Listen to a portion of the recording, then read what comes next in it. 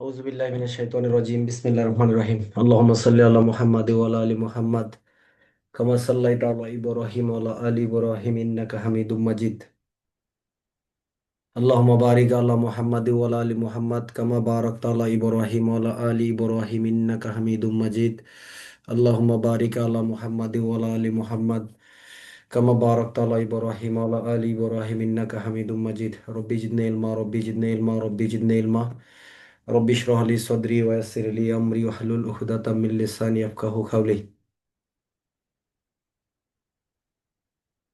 Parole code আইন বা দণ্ডবিধি আইন 1860 সালের প্রণীত 1860 সালের 45 নম্বর আইন অক্টোবরের 6 তারিখ থেকে কার্যকর।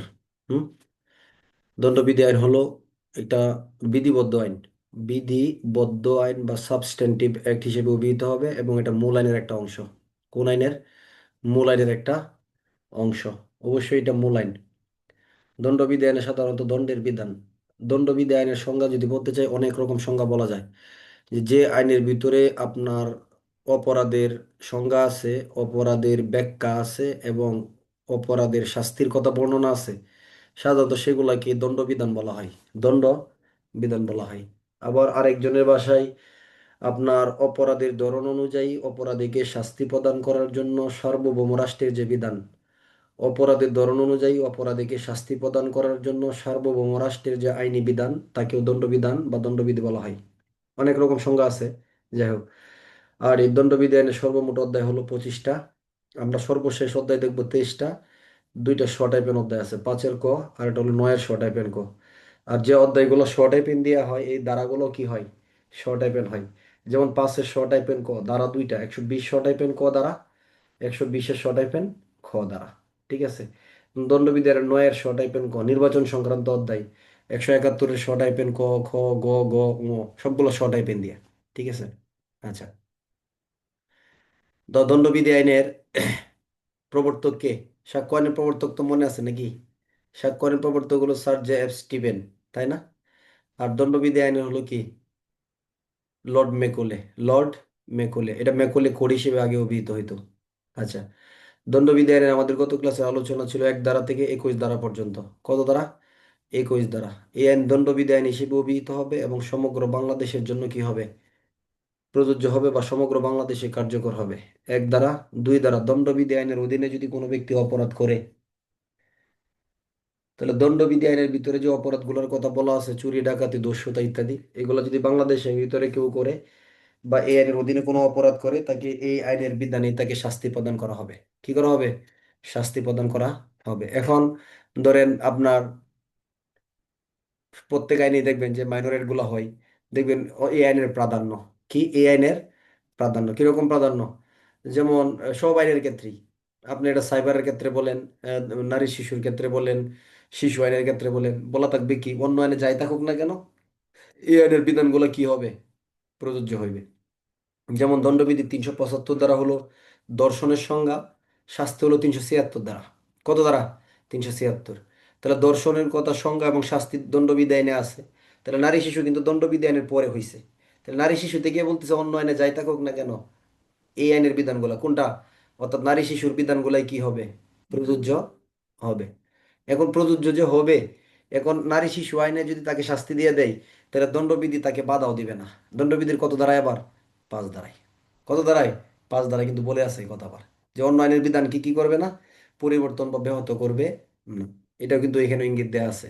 আচ্ছা, দণ্ডবিধি আইনের 3 ধারা, বাংলাদেশের বাহিরে সংগঠিত অপরাধ কিন্তু আইন বলে বাংলাদেশের ভিতরে কি বিচারযোগ্য। অপরাধ যদিও বা বাইরে করছে, বিচার হচ্ছে কোথায়? বাংলাদেশে। তাহলে সেই ক্ষেত্রে তাকে বাংলাদেশের দণ্ডবিধি আইন অনুসারে তাকে কি করা যাবে? শাস্তি প্রদান করা যাবে। আর 4-এ বলতেছে এই আইন সমূহ, এই দণ্ডবিধি আইনের বিধানগুলা কি বাংলাদেশের সকল নাগরিক বা যে কোনো নাগরিক অথবা বাংলাদেশের রেজিস্ট্রিকৃত কোনো জাহাজে বিমানে বা পোতে যদি তার অংশ হয়ে থাকে, সকলের ক্ষেত্রে এই দণ্ডবিধির বিধানগুলা কি হবে? প্রযোজ্য হবে। এটা হলো অতিরাষ্ট্রিক প্রয়োগ। 5-এ হলো দণ্ডবিধি আইন অন্য আইনের বিধানকে ব্যাহত করবে না। এই ছিল প্রথম অধ্যায়। দ্বিতীয় অধ্যায় হলো ব্যাখ্যা সমূহ। প্রথম হলো কত দ্বারা? 6 দ্বারা দণ্ডবিধি আইনের। তাহলে দণ্ডবিধি আইনের ক্ষেত্রে আমরা সকল সংজ্ঞাগুলোর ক্ষেত্রে, সকল উদাহরণগুলোর ক্ষেত্রে, সকল ব্যাখ্যাগুলোর ক্ষেত্রে কি হবে? এই সাধারণ ব্যতিক্রম সমূহের যে জায়গাটা, এগুলো সামনে গিয়ে আরো ভালো বুঝতে পারবেন এই জায়গাগুলো। ছয় ধারাটা আরো সামনে গিয়ে আরো ভালো বুঝতে পারবেন, যে সাধারণ ব্যতিক্রম যখন পড়বেন, তাহলে একটা নর্মাল প্রশ্ন করলে উত্তর দিতে পারবেন সবাই, যে সাধারণ যে ব্যতিক্রমগুলো দণ্ডবিধি আইনের আছে, এগুলো কোন অপরাধের জন্য প্রযোজ্য, কোন ক্ষেত্রে সাধারণ ব্যতিক্রমের দায় থেকে। সাধারণ ব্যতিক্রম মানে কি শাস্তি দেয়া নাকি রেহাই পাওয়া? রেহাই পাওয়া। তাহলে সাধারণ ব্যতিক্রমে যে শাস্তি থেকে রেহাই পাবে, এটা কি সম্পত্তির বিরুদ্ধে অপরাধের ক্ষেত্রে রেহাই পাবে? এটা কি মানুষের দেহের বিরুদ্ধে অপরাধের ক্ষেত্রে রেহাই পাবে? এটা কি কোনো ধরনের আপনার বিবাহ সম্পর্কিত অপরাধের ক্ষেত্রে রেহাই পাবে? নাকি সকল অপরাধের ক্ষেত্রেই রেহাই পাবে? সকল অপরাধের ক্ষেত্রেই রেহাই পাবে, এই কথাটাই বলতেছে কত দ্বারা? 6 দ্বারা। বুঝাতে পারছি বিষয়টা? অর্থাৎ সাধারণ ব্যতিক্রমের বিধানগুলা দণ্ডবিধির সকল সংজ্ঞা উদাহরণ ব্যাখ্যার ক্ষেত্রেই মেনে নিতে হবে। সাথে হলো একবার ব্যাখ্যাকৃত বিষয়ের যে অভিব্যক্তি, একবার যে বিষয়টাকে আমরা যে শব্দে শুনবো, যেভাবে বুঝবো, পরবর্তী সময় গিয়ে কি করব, এটাকে এই শব্দে হিসেবেই অভিব্যক্তি বা এইভাবেই আমরা জানবো, বুঝবো, পড়বো। ওকে। 7 দ্বারা। 8 হলো লিঙ্গ, এগুলো আপনার এই না পড়লেও হবে, অসুবিধা নাই। 9 হলো বচন, এক বচন বহু বচন অর্থে ব্যবহৃত হয়েছে। 10 হলো নর নারী বা পুরুষ ও নারী, তাই না? 10-এ, আচ্ছা, তাহলে যে কোনো বয়সের পুরুষকে বোঝাবে, যে কোনো বয়সের নারীকে বোঝানো হবে। দণ্ডবিধি আইনের 11 দ্বারা হলো ব্যক্তি, পুলিশ আইনের 1 দ্বারার সাথে ব্যবহার করবেন, সমিতিবদ্ধ হোক বা না হোক, কোনো কোম্পানি বা প্রতিষ্ঠানকেও বোঝাবে। আচ্ছা, এরপরে আসেন দণ্ডবিধি আইনের 12 দ্বারা।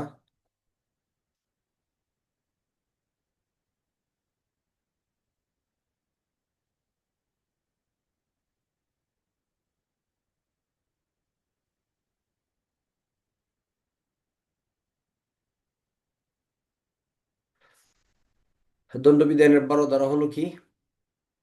জনগণ, যে কোনো গোষ্ঠী বা সম্প্রদায়কে বোঝাবে। 14 দ্বারা হলো কি? রাষ্ট্রের কর্মচারীর সংজ্ঞা, নাকি প্রজাতন্ত্রের কর্মচারীর সংজ্ঞা, নাকি সরকারি কর্মচারীর সংজ্ঞা? কোনটা সঠিক হবে?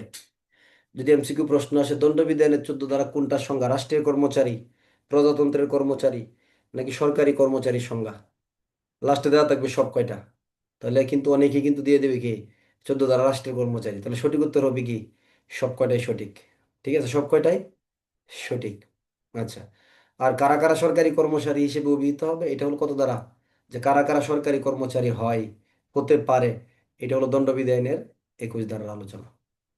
দণ্ডবিধি আইনের 17 দ্বারা হলো সরকার, সরকারের যারা নির্বাহী বিভাগ বা যারা নির্বাহী কার্যক্রম পরিচালনা করেন, বাংলাদেশের সকল অংশে বা একটি অংশে কার্যনির্বাহী বা নির্বাহী ক্ষমতা পরিচালনা করেন, তাদেরকে বলা হয় সরকার। দণ্ডবিধি আইনের 17 দ্বারা। যে ব্যক্তি দেওয়ানি ফৌজদারি উভয় মামলার ক্ষেত্রে চূড়ান্তভাবে রায় প্রদান করার জন্য ক্ষমতা পান, তাকে বলা হয় জজ বা বিচারক। আর 20 দ্বারাই হলো কি? বিচার করার জন্য এককভাবে বিচারক, সম্মিলিতভাবে বিচারক মণ্ডলী। সম্মিলিতভাবে বিচারক মণ্ডলী মানে কি হবে? যদি সম্মিলিতভাবে কোনো বিচারকরা একসাথে কাজ করে, এটাকে কি বলা হয় জানেন না? পড়াইছি তো আগে। বিচারকরা যদি সম্মিলিতভাবে কাজ করে, এটাকে বলা হয় বেঞ্চ। তাই, বেঞ্চ। আর যদি উকিলদের সম্মিলিত যে কাজ, তাদের সংগঠন বা সম্মিলিত, সেটাকে বলা হয় বার। ঠিক আছে। আচ্ছা, তাহলে এই দণ্ডবিধি আইনের 20 দ্বারা বিচারালয়ের সাথে আমরা ব্যবহার করব। সাক্ষ্য আইনের কত দ্বারা? আদালত, 3 দ্বারা। আর 21 দ্বারা তো বললাম যে কারা কারা সরকারি কর্মচারী হিসেবে গণ্য হবে। তাহলে এখানে অনেকগুলো ব্যাখ্যা আছে, 12টা ব্যাখ্যা। প্রথম ব্যাখ্যা বাতিল, সবগুলো ব্যাখ্যা পড়ার দরকার নেই। আপনি যদি বলে 2-4টা বলেন, তাহলে সেনা নৌ বিমান বাহিনী কমিশন প্রাপ্ত অফিসার, তাই না? তারা সরকারি কর্মচারী।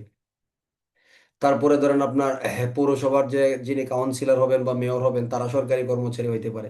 আদালতের জজ ম্যাজিস্ট্রেট সরকারি কর্মচারী, সরকারি কর্মচারী। আমরা পুলিশ অফিসার, তারাও কি সরকারি কর্মচারী? সরকারি কর্মচারী না? আচ্ছা, চৌকিদার বা গ্রাম পুলিশ কি সরকারি কর্মচারী কিনা? চৌকিদার বা দফাদার, তারা কি সরকারি কর্মচারী কিনা? তারাও কিন্তু সরকারি কর্মচারী হিসেবে অভিহিত হবে। সবচেয়ে উৎকৃষ্ট সংজ্ঞা হলো যারা যথাযথ নিয়োগ প্রক্রিয়ার মাধ্যমে নিযুক্ত হয়ে নিয়োগ নিয়ম কানুন গোলাম মানে এবং সুযোগ সুবিধাগুলো ভোগ করে, তারা সবাই সরকারি কর্মচারী হিসেবে গণ্য হবে। 21 দ্বারা। কত দ্বারা? 21। এগুলো আমরা অনেকগুলো দ্বারা করে পড়তে হবে প্রথমে, কারণ যদিও বা দ্বারা 511টা, প্রথমের দ্বারাগুলো আমাদের বেশি করে একটু পড়তে হবে, কারণ এগুলার মূল জায়গা হচ্ছে ব্যাখ্যা বিশ্লেষণ। অর্থাৎ এগুলাকে পুঁজি করে আমরা সামনে দণ্ডবিধি আইনগুলো আগাবো ইনশাল্লাহ। ঠিক আছে।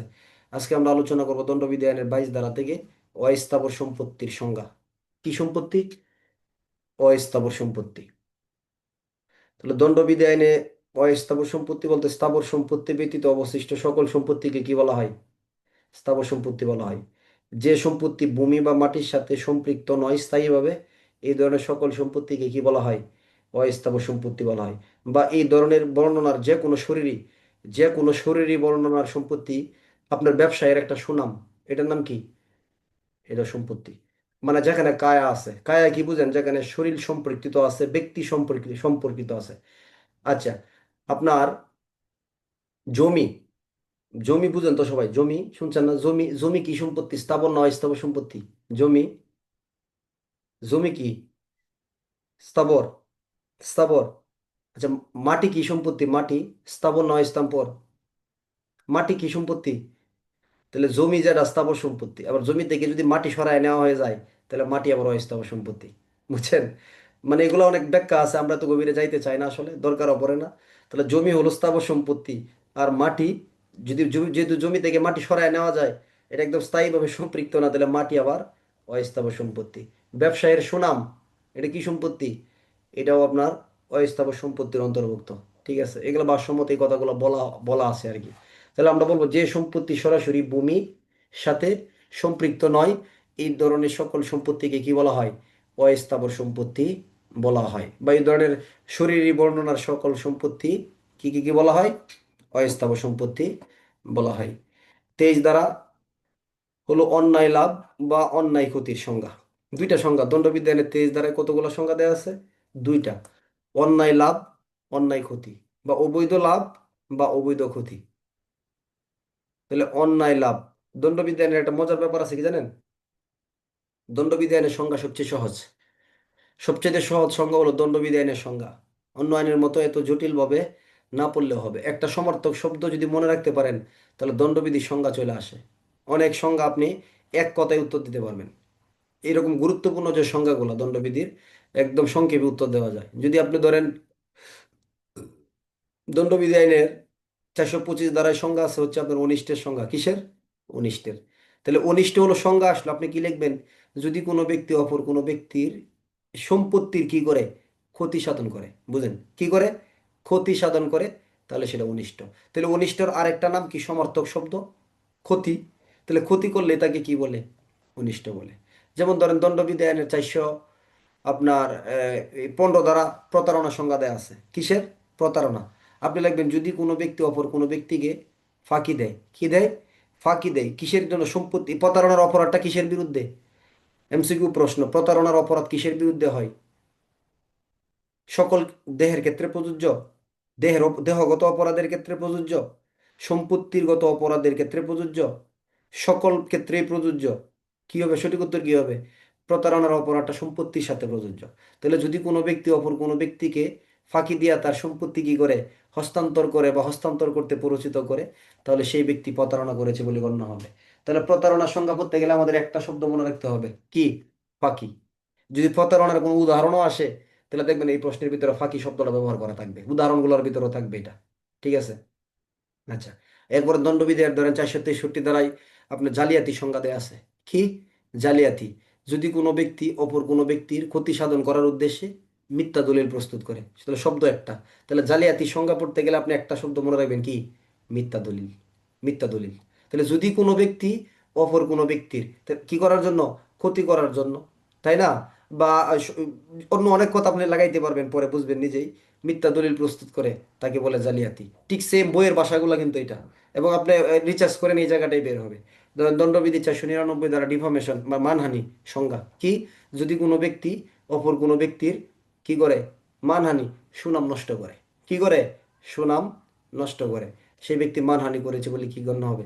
তাহলে আপনার এই দণ্ডবিধি আইনের এই সংজ্ঞাগুলো পড়ার ক্ষেত্রে আমাদের অনেক শব্দ মনে রাখার দরকার নাই। একটা টিম হলো এটা, যদি কোনো ব্যক্তি অপর কোনো ব্যক্তির কি করে? সুনাম নষ্ট করে, তবে সেটাকে কি বলা হয়? মানহানি। তাহলে মানহানি মনে রাখতে গেলে আমাদের সুনাম নষ্ট মনে রাখবো, প্রতারণার ক্ষেত্রে ফাঁকি মনে রাখবো, অনিষ্টের ক্ষেত্রে ক্ষতি মনে রাখবো, জালিয়াতির ক্ষেত্রে কি মনে রাখবো?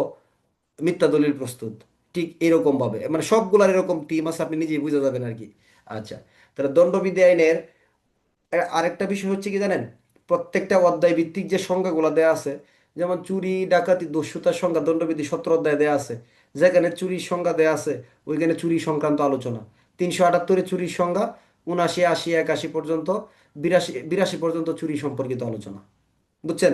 390, 91 দস্যুতা ডাকাতির সংজ্ঞা, 392 থেকে শুরু করে একদম 402 পর্যন্ত দস্যুতা এবং ডাকাতি সম্পর্কিত ওই শাস্তি, মানে রিলেটেড। 425 দ্বারা হলো অনিষ্টের সংজ্ঞা, 426 থেকে 40 পর্যন্ত অনিষ্ট সম্পর্কিত এই আলোচনা। 441 থেকে 446 পর্যন্ত অপরাধজনক অনধিকার প্রবেশ বা গৃহে প্রবেশের সংজ্ঞা। 447 থেকে 460 পর্যন্ত শুধু অনধিকার প্রবেশ বা গৃহে প্রবেশের কি শাস্তি। এখন তাহলে আগে কিছু সংজ্ঞা আছে না, এই যে এখন যে সংজ্ঞাগুলো পড়তেছি ব্যাখ্যাগুলো, এগুলা কি? এগুলো কোনো নির্দিষ্ট জায়গার জন্য না, এগুলো দণ্ডবিধির এক একটা এক এক সময় এক এক জায়গায় গিয়ে কি হবে, প্রয়োগ হবে আর কি। এরকম বিষয়টা আসলেই, মানে আপনারা যখন পড়া শেষ হবে তখন বুঝবেন যে দণ্ডবিধি আইনটা আসলে একটা মজার আইন এবং খুব সহজ আইন এটা, ঠিক আছে? এবং প্রচুর প্রশ্নমুখী। গত 2 বছরের প্রশ্ন আপনি দেখেন, সর্বোচ্চ প্রশ্ন কিন্তু দণ্ডবিধি আইন থেকে হচ্ছে। আর দণ্ডবিধির প্রশ্ন ইমন একটু ঘুরায় পেঁচায় দিবে, দেখবেন যে আপনার কি হয়ে গেছে, অন্যদিকে চলে গেছে, অধ্যায় চেঞ্জ হয়ে গেছে। এই জন্য আমাদের অধ্যায়গুলোকে কি করতে হবে, বুঝতে হবে। তাহলে 23 দ্বারা কয়টা সংজ্ঞা দেওয়া আছে? দুইটা সংজ্ঞা, অন্যায় লাভ বা অন্যায় ক্ষতি, বা অবৈধ লাভ বা অবৈধ ক্ষতি। দণ্ডবিধি আইনের এই 23 দ্বারাই দুইটা সংজ্ঞা, অবৈধ লাভ, অবৈধ ক্ষতি। তাহলে অবৈধ লাভটা কি? আপনার সম্পত্তি, ধরেন এটা আমার সম্পত্তি। তাহলে আমার এই সম্পত্তিতে ধরেন আপনি আমাকে চিনেন না, জানেন, আপনার কি কোনো অধিকার আছে? আমার সম্পত্তি তো আপনার কোনো অধিকার নেই, আপনার সম্পত্তিতে আমার কোনো অধিকার সাধারণত নাই। তাহলে যে সম্পত্তিতে আমার অধিকার নাই, তারপরে ওই সম্পত্তি আমি গ্রহণ করলাম, দখল করলাম, লাভ করলাম, তাহলে এটা কি বৈধ লাভ, সন্তোষজনক লাভ, নাকি অপরাধমূলক লাভ? এটা হলো অপরাধমূলক লাভ, অন্যায় লাভ, বা অন্যায় গ্রহণ, বা অপরাধমূলক গ্রহণ। এবং পরীক্ষার প্রশ্ন আসছে অপরাধমূলক গ্রহণ, বলবে এটা আবার কোথায়, এটা তো দণ্ডবিধি কোথাও পাই নাই। তাহলে বুঝতে হবে 23 দ্বারাই অন্যায় লাভ, অন্যায় গ্রহণ, বা অপরাধমূলক লাভ, বা অপরাধমূলক কি গ্রহণ, শব্দগুলো ভিন্ন হইতে পারে। আপনার দণ্ডবিধি আইনের 300 আপনার 40 দ্বারায় কি সংজ্ঞা আছে? অন্যায়, অন্যায় কিসের সংজ্ঞা আছে? অন্যায় আটকের সংজ্ঞা না, দণ্ডবিধি 340 দ্বারা অন্যায় আটকের সংজ্ঞা দেওয়া আছে। এটার অনেকগুলো শব্দ কি করা যেতে পারে, ব্যবহার করা যেতে পারে। 339 দ্বারা আপনার কিসের সংজ্ঞা দেওয়া আছে? অন্যায় বাধা, অন্যায় কি বাধা, অবৈধ বাধা, বা অন্যায় নিয়ন্ত্রণ। অনেকগুলো শব্দ কি হইতে পারে, ব্যবহার হইতে পারে, এরকম আর কি। তাহলে 23 দ্বারা দুইটা সংজ্ঞা, অন্যায় লাভ। তাহলে যে সম্পত্তিতে রিফন মোল্লার কোনো আইনানুগ অধিকার নাই, সে সেই সম্পত্তি লাভ করছে, গ্রহণ করছে, তাহলে তাটাকে বলা হয় অন্যায় লাভ বা অন্যায় গ্রহণ। দ্বারা কত? 23 দ্বারা। আর অন্যায় ক্ষতি, কোনো একটা সম্পত্তি এমনভাবে ক্ষতি হলো, এই সম্পত্তিটার ভিতরে আমার কি ছিল, আইনানুগ অধিকার ছিল, এই সম্পত্তিটা আমার ছিল, আরেকজনে সেইখানে ক্ষতি করে ফেলছে, তাহলে এটাকে কি বলা হয়, অন্যায় ক্ষতি, দণ্ডবিধানের 23 দ্বারা। তাহলে এটা কয়টা রূপ? দুইটা রূপ। সহজভাবে পড়বেন, বইয়ের ভাষাগুলা আমরা সহজ করে পড়ার চেষ্টা করি, কথাটা বইয়েরটাই থাকবে, কিন্তু আমরা নিজেদের মতো করে কি করব, গুছায় নিব। তাহলে কোনো সম্পত্তির ক্ষেত্রে যদি এমন কোনোভাবে ক্ষতি করা হয় যেখানে এই সম্পত্তিতে কার অধিকার আছে, এই সম্পত্তির ক্ষেত্রে যে ব্যক্তির সম্পত্তিটা ক্ষতি হয়েছে তার আইনানুগভাবে কি ছিল, ক্ষতিগ্রস্ত ব্যক্তির অধিকার ছিল। তাহলে নর্মালি বোঝার চেষ্টা করেন, তিনটা জায়গা। একটা হলো দণ্ডবিধানে ক্ষতির সংজ্ঞা আছে কত দ্বারা জানেন? ক্ষতি, ক্ষতির সংজ্ঞা দণ্ডবিধানে 44 দ্বারা ক্ষতির সংজ্ঞা আছে। যদি কোনো ব্যক্তি অপর কোনো ব্যক্তির কিসের, দেহের, সম্পদের, সুনামের কি করে, অনিষ্ট সাধন করে, তবে সেটাকে ক্ষতি বলা হয় 44 দ্বারা। আবার 425 দ্বারা যদি কোনো ব্যক্তি অপর কোনো ব্যক্তির সম্পত্তির ক্ষতি সাধন করে, সেটাকে কি বলা হয়, অনিষ্ট বলা হয়। তাহলে 44 দ্বারা ক্ষতির সংজ্ঞা, 425 দ্বারা হলো অনিষ্টের সংজ্ঞা, আর 23 দ্বারা হলো কি, অন্যায় লাভ বা অন্যায় ক্ষতির সংজ্ঞা। তাহলে ক্ষতি এবং অন্যায় ক্ষতির ভিতরে কিন্তু পার্থক্য আছে। তাহলে আপনার সম্পত্তি নষ্ট করা হইলো অনিষ্ট, ক্ষতি করা হইলো, আপনার সম্পত্তি নষ্ট করা হইলো, অনিষ্ট করা হইলো, এটা হলো ক্ষতি। সম্পত্তির ক্ষতি সাধন করা হলো, এটা হলো অনিষ্ট। তাহলে তেইশে কি বলতেছে? তেইশে বলতেছে যদি কোনো ব্যক্তি অপর কোনো ব্যক্তির সম্পত্তি এমনভাবে লাভ করছে, তাহলে আপনার একটা মূল্যবান জামানত হইতে পারে, একটা সম্পত্তি হইতে পারে, আমি নিয়ে নিলাম, আমার কোনো অধিকার ছিল না। এখন বলবেন চুরি হবে এটা? চুরি হবে না কেন? চুরি হইতে গেলে 5টা উপাদান থাকতে হবে। আপনার দখলভুক্ত হইতে হবে, অস্থাবর হইতে হবে, অসাধুভাবে হইতে পারবে, তারপর আপনার সম্মতি ব্যতীত হইতে হবে, এক স্থান থেকে অন্য স্থানে কি হইতে হবে, স্থানান্তর হইতে হবে। কিন্তু প্রশ্নে তো এই উপাদানগুলো নাই। তাহলে কামাল আহমেদের মোবাইল ফোনটা শরীফুল নামক ব্যক্তির কোনো অধিকার থাকা না সত্ত্বেও সেটা কি করে, গ্রহণ করে। তাহলে এটার নামটা কি হইলো? এটা হলো অবৈধ লাভ বা অন্যায়ভাবে গ্রহণ। আচ্ছা, আমার সম্পত্তি আমার হেফাজতে থাকবে, আপনি এসে আমার সম্পত্তিটা ক্ষতি করে ফেলছেন। তাহলে আপনি যে এই সম্পত্তিটা ক্ষতি করছেন আপনার কোনো অধিকার নাই, আমার অধিকার আছে। ক্ষতি কি আপনার হয়েছে না শরীফুলের হয়েছে বলেন? শরীফুলের মোবাইলটা আজিজুল ভেঙে ফেলছে, তাহলে ক্ষতি কার হয়েছে, আজিজুলের না শরীফুলের? শরীফুলের ক্ষতি হয়েছে। তাহলে আজিজুলের যে কাজটা করছে, আজিজুলের কাজটার নাম কি? অন্যায় ক্ষতি। অন্যায় ক্ষতি। তাহলে অন্যায় ক্ষতি। তাহলে এইগুলা কেন পড়তেছি? এগুলো হলো ব্যাখ্যামূলক ধারা। এই অন্যায় লাভ আর অন্যায় ক্ষতি দিয়া দণ্ডবিধানে যখন সম্পত্তির অধ্যায়গুলো পড়ব, তখন আমাদের এই শব্দগুলো কি লাগবে, কাজে লাগবে। এগুলা সবগুলা এখানে আমি প্রথমেই কথাটা বলছিলাম যে দণ্ডবিধি আইনের যে অধ্যায়, যেমন 141 দ্বারা বেআইনি সমাবেশের সংজ্ঞা, শাস্তি কত দ্বারা, পরবর্তী ধারাগুলো শাস্তি সম্পর্কে আলোচনা। ঠিক এখনকার যে কথাগুলা, এগুলা এখানে শাস্তি বোঝানো হয়েছে না, এগুলাকে কি বোঝানো হয়েছে, এগুলাকে ব্যাখ্যামূলক ধারা হিসেবে বোঝানো হয়েছে। অধ্যায়টার নামই কি, ব্যাখ্যা বিশ্লেষণ। এগুলা ভিতরে শাস্তির ধারাগুলার ক্ষেত্রে আমরা গিয়ে ভিতরে কি করব, এই কথাগুলো যুক্ত করব। বুঝছেন? এই জন্য এত চাপ নেওয়ার দরকার নাই। তাহলে সিম্পল ওয়েতে কথার সহজ রূপটা বোঝার চেষ্টা করবেন। তাহলে এমসিকিউ প্রশ্ন, যদি কোনো ব্যক্তির কোনো সম্পত্তিতে আইনানুগ অধিকার না থাকে এবং সেই সম্পত্তি যদি সে গ্রহণ করে, তাহলে সেটাকে কি বলা হয়, অন্যায় লাভ। কি বলা হয়? অন্যায় লাভ। কোনো ব্যক্তির সম্পত্তিতে অপর কোনো ব্যক্তির অধিকার নাই, যে ব্যক্তির অধিকার আছে সেই ব্যক্তির সম্পত্তিটা ক্ষতি সাধন করা হয়, তাহলে যে ব্যক্তি ক্ষতিটা করলো তার কাজটার নাম কি? তার কাজটার নাম হলো অন্যায় ক্ষতি। অন্যায় ক্ষতি। এখন এমসিকিউ প্রশ্ন, যদি কোনো ব্যক্তি অপর কোনো ব্যক্তিকে অন্যায় লাভ বা অন্যায় ক্ষতির উদ্দেশ্যে, বুঝেন? তাহলে 24 দ্বারা কয় ধরনের আমরা অপরাধ পাই? দুই ধরনের। একটা হলো অন্যায় লাভ, সহজ না কথা? অধিকার নাই, অন্যায়ভাবে নিয়ে নিলেন, অন্যায় লাভ। আপনার অধিকার নাই, আরেকজনের সম্পত্তি নষ্ট করে ফেললেন, অন্যায় ক্ষতি করলেন। এটা আপনি আপনারটা নষ্ট করতেন, আরেকজনটা কেন করলেন? তাহলে দুইটা কথা, অন্যায় লাভ, অন্যায় ক্ষতি। তাহলে এমসিকিউ প্রশ্ন, নিলয় নামক ব্যক্তি শরীফুল নামক ব্যক্তির সম্পত্তি অন্যায়ভাবে গ্রহণ করে এবং শৈবাল নামক ব্যক্তির সম্পত্তি অন্যায়ভাবে ক্ষতি করে, তাহলে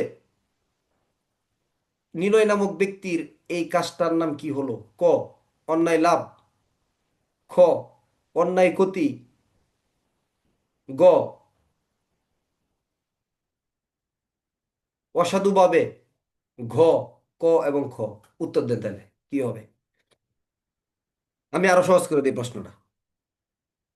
যে নিলয় নামক ব্যক্তি অন্যায় লাভের উদ্দেশ্যে এবং অন্যায় ক্ষতির উদ্দেশ্যে কোনো কাজ করে, তাহলে অন্যায় লাভের উদ্দেশ্যে, অন্যায় ক্ষতির উদ্দেশ্যে কোনো কাজ করে, তাহলে তার অপরাধের নাম কি? ক, অন্যায় লাভ, খ, অন্যায় ক্ষতি, গ, দুইটাই সঠিক, ঘ, অসাধুভাবে। তাহলে সঠিক উত্তরটা কি হবে? হ্যাঁ, অসাধুভাবে হবে। অসাধুভাবে, দুইটাই সঠিক হবে। আচ্ছা, না, প্রশ্নের উত্তর হবে অসাধুভাবে। 24 দ্বারাই বলতেছে অন্যায় লাভ, অন্যায় ক্ষতির উদ্দেশ্যে যদি কোনো কাজ করে, তাহলে তার অপরাধের নাম হবে কি? অসাধুভাবে। তাহলে দণ্ডবিধি আইনের 23 ধারার এই দুইটা রূপ, যদি কেউ এই উদ্দেশ্যে কোনো কাজ করে, তাহলে তার এই অপরাধের নাম হবে কি? অসাধুভাবে। তাহলে অসাধুভাবের উপাদান কয়টা?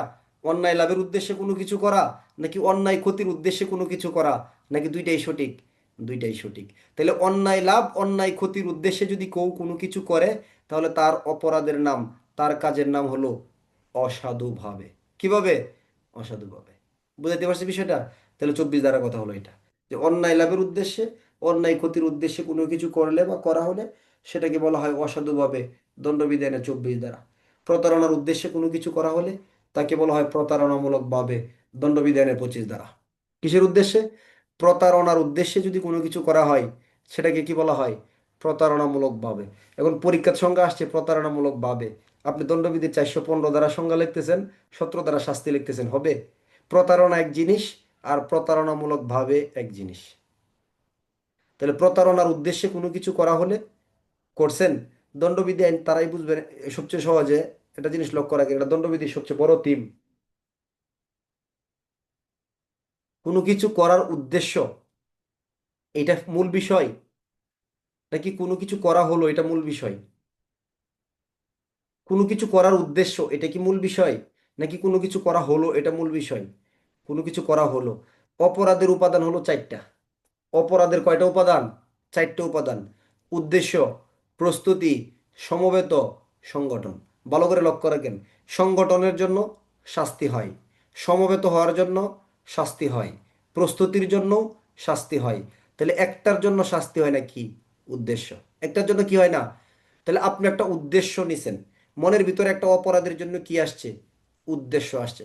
আপনারা যখন সূরা বাকারার যদি আপনার তাফসির পড়েন, আপনি সূরা বাকারার শেষ যে দুই আয়াত, আল্লাহ পাক আপনার এই মেরাজ থেকে হজরত মুহাম্মদ সাল্লাল্লাহু আলাইহি সাল্লাম দুইটা জিনিস নিয়ে আসছে উপহার, জানেন না? একটা কি? একটা হলো সূরা বাকারার শেষ দুই আয়াত, আল্লাহ উপহার দিছে বান্দাদেরকে। ঠিক আছে, আপনি যদি সূরা বাকারার শেষ দুই আয়াত পড়তে থাকেন কন্টিনিউ মুখস্থ হয়ে যাবে, আপনি জীবনে অন্যরকম শান্তি পাবেন। ঠিক আছে, সূরা বাকারার লাস্ট দুই আয়াত খুবই গুরুত্বপূর্ণ। এটা মেরাজের উপহার মুমিন বান্দাদের জন্য। সূরা বাকারার লাস্ট দুই আয়াত আর হচ্ছে পাঁচ ওয়াক্ত নামাজ, এগুলো আমাদের উপহার স্বরূপ আসছে কিন্তু। আচ্ছা, ওইখানে তাফসিরে দেখবেন, যারা অনেকে হয়তো পড়েন, যে আল্লাহ পাক এরকম বলছে যদি কোনো বান্দা এরকম কোনো কিছু তার মনের ভিতরে খারাপ অপরাধমূলক কোনো কিছু অভিপ্রায় হয়, তার মনের ভিতরে একটা খারাপ ভাবনা অনুভব হয়েছে যে কি, যে আমি এই একটা কাজ করব। বোঝার চেষ্টা করেন। আমাদের মনে, এটাকে আইনের ভাষায় অপরাধ বিজ্ঞানের ভাষায় বলে মেনসেরিয়া, কি বলে? দোষী মন। কি বলে? দোষী মন। আপনার মনের ভিতরে একটা অপরাধ করার প্রবণতা সৃষ্টি হয়েছে, দোষ তৈরি হয়েছে, আপনি কি অপরাধী? আল্লাহ পাক এই অপরাধটার জন্য তাকে মাফ করে দিবেন যদি সে অপরাধটা না করে। অর্থাৎ মনের ভিতরে যদি কোনো খারাপ ভাবনা চলে আসে, এটার জন্য আল্লাহ পাক তাকে কি করবেন না? শাস্তি দিবেন না যদি সে অপরাধটা না করেন। আচ্ছা, তাহলে আইনের ভাষায় যেটা বলতেছে, দণ্ডবিধি আইনের এই যে আমরা যেটা পড়তেছিলাম এখন, কি, যে আপনার অপরাধের উপাদান চারটা: উদ্দেশ্য, প্রস্তুতি, সমবেত, সংগঠন। তাহলে উদ্দেশ্যের জন্য কোনো শাস্তি দেওয়া যায় না, কিন্তু প্রস্তুতির জন্য কি আছে? যেমন ডাকাতির প্রস্তুতি, দণ্ডবিধি 399 দ্বারা শাস্তি আছে। সমবেত, ডাকাতের জন্য, ডাকাত দল ডাকাতি করার জন্য সমবেত হইলেন, চুরি করার জন্য সমবেত হইলেন, শাস্তি আছে না? শাস্তি আছে। অপরাধ যদি সংগঠন করেন, সেটাও শাস্তি আছে। তাহলে শাস্তি নাই কোনটার জন্য? শুধু উদ্দেশ্যের জন্য কি দেওয়া যায় না? শাস্তি প্রদান করা যায় না।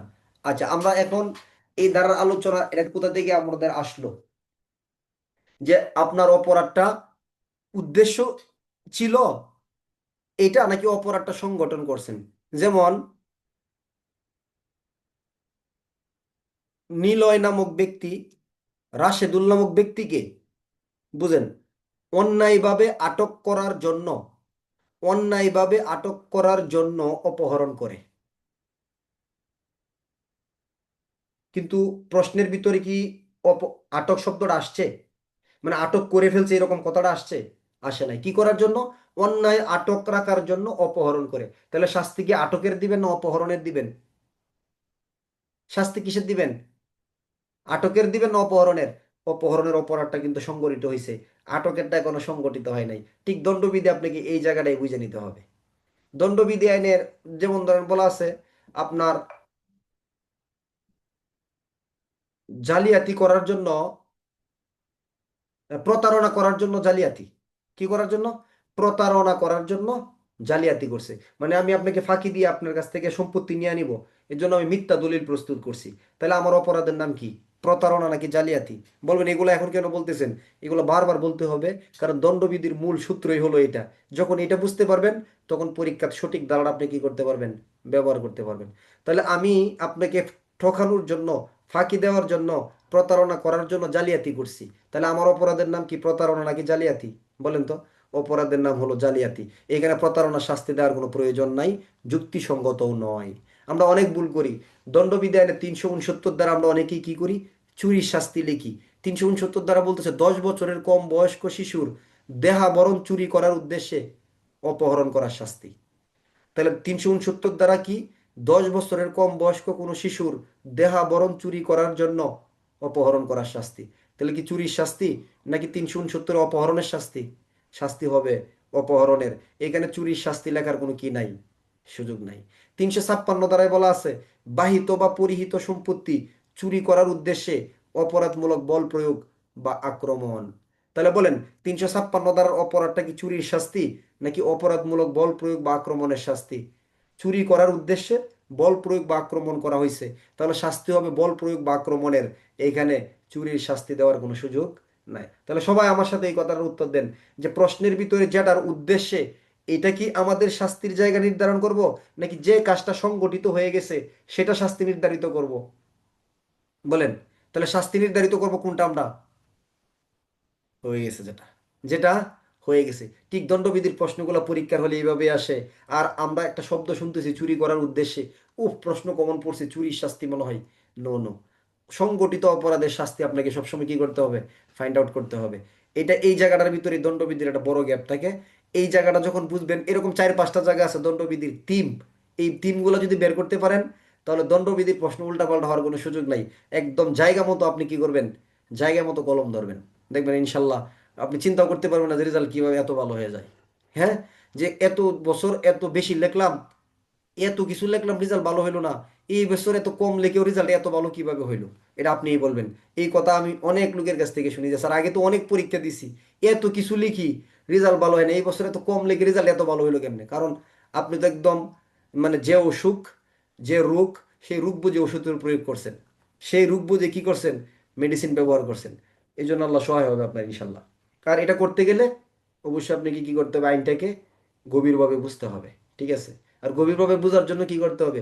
অবশ্যই অল্প পরিশ্রম আপনাকে করতে হবে। করতে হবে না? এর বিকল্প কোনো নাই। যদি মনে করেন যে সব কিছু পারবো কিন্তু পরিশ্রম করতে পারবো না, তাহলে আপনার কাছে বলবো যে তাহলে আপনি পদোন্নতি খুব সহজে নিতে পারবেন বলে আমার মনে হয় না। যে সব কিছুই পারবেন পদোন্নতির জন্য কিন্তু পরিশ্রম করতে পারবেন না, না, কোনো শর্টকাট রাস্তায় আপনি সফল হতে পারবেন না। এক নিশ্চিত থাকেন, পরিশ্রম করে আপনাকে নিতে হবে। আর একটা হলো ভাগ্য, ব্যাটসম্যান প্রচুর আইন পড়ছে, তার পাশে বসছেন, সব দেখাইতেছে, তার সিরিয়াল খুব ভালো, আপনারটা হয়ে গেছে। এটা জেনারেল এক্সেপশন, মানে এটাকে বলে সাধারণ ব্যতিক্রম। এটা কি? সাধারণ ব্যতিক্রম। এটা এটা যে এটা নাও করতে পারে। আর আপনি আরেকজনের কাছে কেন আপনি আরেকজনের আশা করবেন? আপনি আল্লাহর উপর ভরসা রাখবেন, নিজে পরিশ্রম করবেন, আরেকজন আপনার দিকে তাকায় থাকবে। যদি ব্যাটসম্যান আমাকে দেখায় সেটা ভিন্ন কথা।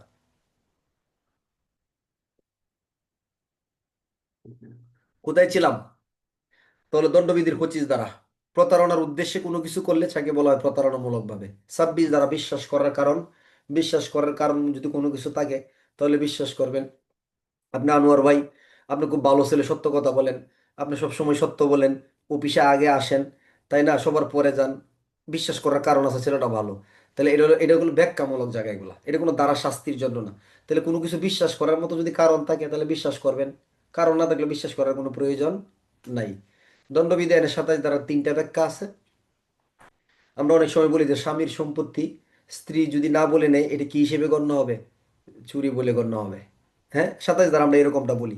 27 ধারা আসলে এখানে চুরি শব্দটা ব্যবহার করা হয়নি। 27 ধারার মূল কথা হচ্ছে কি, যে সম্পত্তির মালিক আসলে কে, সম্পত্তি আসলে কার।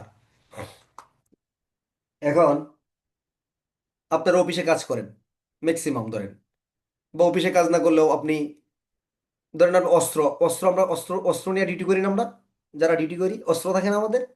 তো অস্ত্র কার? এটা আপনার না সরকারের? বলেন, কথা বলেন, অস্ত্রটা আপনার? বলতে পারো যেটা আমার অস্ত্র। আজকে যে অস্ত্র ইস্যু হয়েছে কালকে নতুন অস্ত্র পাবেন। তাহলে সরকারের সম্পত্তি সরকারি কর্মচারীর কাছে থাকলে, সরকারি কর্মচারী এটার মালিক না, মালিক কে? সরকার। বুঝছেন? আচ্ছা, ধরেন আপনার একজন চাকর আছে, কেরানি আছে, তার কাছে আপনার বাসা বাড়ির দায়িত্ব দিয়ে আপনি বিদেশে গেছেন। তাহলে এখন এই বাসার চাবি টাবি দায়িত্ব কার কাছে? আপনার চাকরের কাছে, কেরানির কাছে। তাহলে এই বাসার মালিক চাকর, কেরানি না, তার কাছে আছে, তাই বলে সে কি নয়? মালিক নয়। ধরেন আপনার 5 লক্ষ টাকা অফিসে যাওয়ার সময় আপনি মিসেসকে দিয়ে গেছেন, যেটা তোমার কাছে রাখো। এই সম্পত্তির মালিক কি আপনার স্ত্রী না আপনি? তাহলে সম্পত্তি একজনের কাছে থাকলে সে মালিক হয়ে যায় না। এই কথাটাই বুঝেছে দণ্ডবিধির কথা দ্বারা, 27 ধারা। মালিক কে? তাহলে সরকারের সম্পত্তি যদি কর্মচারীর কাছে থাকে, কর্মচারী মালিক নয়, মালিক হলো সরকার। স্বামীর সম্পত্তি যদি স্ত্রীর কাছে থাকে, যাদের পাশে স্ত্রী আছে ডাক দিয়ে সবাইকে শোনায় দেন যে এই ক্লাসটা করার দরকার আছে। স্বামীর সম্পত্তি যদি স্ত্রীর কাছে থাকে, তাহলে মালিক কিন্তু স্ত্রী নয়, মালিক কে? তার স্বামী। এখন তার স্ত্রী যদি এই সম্পত্তি স্বামীর অনুমতি ছাড়া নিয়ে খরচ করে ফেলে, তাহলে সে অপরাধী। তাহলে সে কি? অপরাধী। তাহলে সে কি? আমানতের খিয়ানত করলো। বিষয়টা এরকম না? আমানতের কি করলো? খিয়ানত করলো। ঠিক চাকরের কাছেও যদি কোনো ধরনের, ভৃত্যের কাছে যদি কোনো ধরনের মনিবের সম্পত্তি থাকে, এই সম্পত্তির মালিক কিন্তু ভৃত্য বা চাকর নয়, মালিককে, মনিব, মালিককে, তার মনিব। এই কথাটাই দণ্ডবিধি 27 দ্বারা। অর্থাৎ দণ্ডবিধি 27 দ্বারা আপনাকে বুঝাইছে যে সম্পত্তি অধিকারে থাকলে মালিক হওয়া যায় না, কারো অধিকারে থাকলে সম্পত্তির মালিক হওয়া যায় না। তাহলে প্রকৃত মালিককে, যে এই অধিকারটা তাকে প্রদান করছে, সেই প্রকৃত মালিক। তাহলে এমসিকিউ প্রশ্ন, দণ্ডবিধি 27 দ্বারা নিম্নের কোনটা সঠিক? স্বামীর সম্পত্তি স্ত্রীর কাছে থাকলে কে মালিক এটা? সরকারের সম্পত্তি সরকারি কর্মচারীর কাছে থাকলে কে মালিক এটা? কোনো মনিবের সম্পত্তি চাকরের কাছে থাকলে মালিককে, মালিককে এটা? নাকি সব কয়টাই সঠিক? সব কয়টাই সঠিক। দণ্ডবিধি 27 ধারার এই তিনটা আলোচনা, কিন্তু কয়টা আলোচনা? তিনটা। তাহলে আমরা পড়ি কোনটা খালি? ওই যে খালি স্ত্রীরে আপনারা পাইছেন, যে স্বামী সম্পত্তি স্ত্রী না বলেই নিলে চুরি বলে গণ্য হবে, এই কথা 27 ধারা কোথাও বলা নাই। অর্থাৎ এটা হলো অধিকারভুক্ত সম্পত্তি। তাহলে আপনি কি বুঝবেন যে সম্পত্তি খালি কারো অধিকারে থাকলেই, কারো দিয়ে দিলে সে মালিক হয়ে যেতে পারে না? এরকম ঘটনা কেন ঘটবে? আমরা যখন সম্পত্তির অপরাধগুলো পড়বো, তখন এই কথাগুলো এখানে গিয়ে কি লাগবে? কাজে লাগবে। যে আপনার কাছে দিচ্ছে, এই জন্য কি আপনি মালিক হয়ে গেছেন? আপনি তো মালিক হন নাই। 27 দ্বারা। 28 দ্বারা হলো কি করণ? নকলকরণ। নকলকরণ করতে গেলে কি লাগবে জানেন? নকলকরণ করতে গেলে কোনো বস্তুর ন্যায় সাদৃশ্য, অর্থাৎ হুবহুব তৈরি করার একটা চেষ্টা করতে হবে। এবং এর ভিতরে কি হবে? ধরেন এটা আপনি একটা কলম তৈরি করলেন, ঠিক আছে? এই যে কলমটা হাতে নিয়ে ভালো হয়েছে, এখন থেকে এই কলমটা ব্যবহার করার চেষ্টা করবেন। এটার নাম হচ্ছে মেটাডোর আইটেম অয়েল জেল। শুরু থেকেই প্র্যাকটিস করবে এটা। এটার হাতের লেখা খুব সুন্দর হবে, লেখা খুব ব্রাইট হবে। এবং এটাতে এখন থেকে অভ্যাস করতে পারলে পরীক্ষার খাতায় আপনার, মানে এই কলমটা আমি সাজেস্ট করি প্রতি বছরই। এটা হচ্ছে আপনার অনেকগুলো ইয়ে আছে, Matador item ball pen oil gel, যেটা খুব চমৎকার লেখা হয় এবং খুব ফুটফুটা লেখা দেখা যায়, ঠিক আছে? সবাই এই কলমটা এখন থেকে প্র্যাকটিস করবেন, কারণ পরীক্ষার আগে 1 মাস লেগে কিন্তু এটাতে আপনি পারবেন না, তখন আপনার অন্যরকম হয়ে যাবে। শুরু থেকে এই কলমটা নেবেন, এখন থেকে এটাতে প্র্যাকটিস করবেন। অন্যদের চেয়ে হাতের লেখা আপনার একটু খারাপ হইলেও ভালো দেখা যাবে এটাতে। মানে এটা পুরা জেল না, কিন্তু অয়েল জেল, মানে সুন্দর একটা গ্ল্যামার ছাড়া এই লেখাটাতে। ঠিক আছে, আপনি লিখে দেখবেন, ভালো লাগবে এবং খুব চলে কলমটা। আচ্ছা। প্রস্তুতি সব দিক দিয়ে নিতে হবে, এবং এখন থেকে বিভিন্ন প্রস্তুতি নেওয়ার চেষ্টা করতে হবে, ঠিক আছে? আচ্ছা, তাহলে এই কলমটা, ধরেন এই যে আপনার আমরা বললাম যে মেটাডোর, তাই এটা নিয়ে আপনি হুবহুব একটা তৈরি করার চেষ্টা করতেছেন, তাহলে এটা দেখা দেখি না? তাহলে নকলকরণের ক্ষেত্রে একটা দেখে আর একটা তৈরি করতে হবে। আর একটা কি, আপনি যদি এটা দেখি হুবহুব একটা তৈরি করেন, জীবনেও এটার মতো হবে না। যদি হয়ে যায় এটার মতো, তাহলে আর নকল বলা যাবে না। নকল বলা যাবে? তো তো এটার মতোই হইলো, সেম করছে। কি থাকবে? কিছু একটা ভ্রান্তি থাকবে, একটা ভুল ত্রুটি থাকবে। তাহলে কোনো বস্তুর ন্যায় সাদৃশ্য বা হুবহুব করার চেষ্টা করতে হবে, এবং এটার ভিতরে উদ্দেশ্য একটা খারাপ থাকতে পারে, এবং ভুল ত্রুটি হবে। তাহলে সেটার নাম কি হবে? নকলকরণ। দণ্ডবিধানের কত দ্বারা? 28 দ্বারা। কত দ্বারা? 28 দ্বারা। 28 দ্বারা একটা ব্যাখ্যা আছে। প্রথম ব্যাখ্যা বলতেছে নকলকরণের ক্ষেত্রে বস্তুটা, যে বস্তুটা তৈরি করব, এটা কি অবিকল বা অনুরূপ হওয়া অপরিহার্য? না। এটা অবিকল বা অনুরূপ হওয়া কি না? অপরিহার্য না। এখন যদি বলে যে এটা তো হুবহুব এটার সাথে কি করে নাই, মিলে নাই, তাহলে আমি তো এটা নকল করি নাই।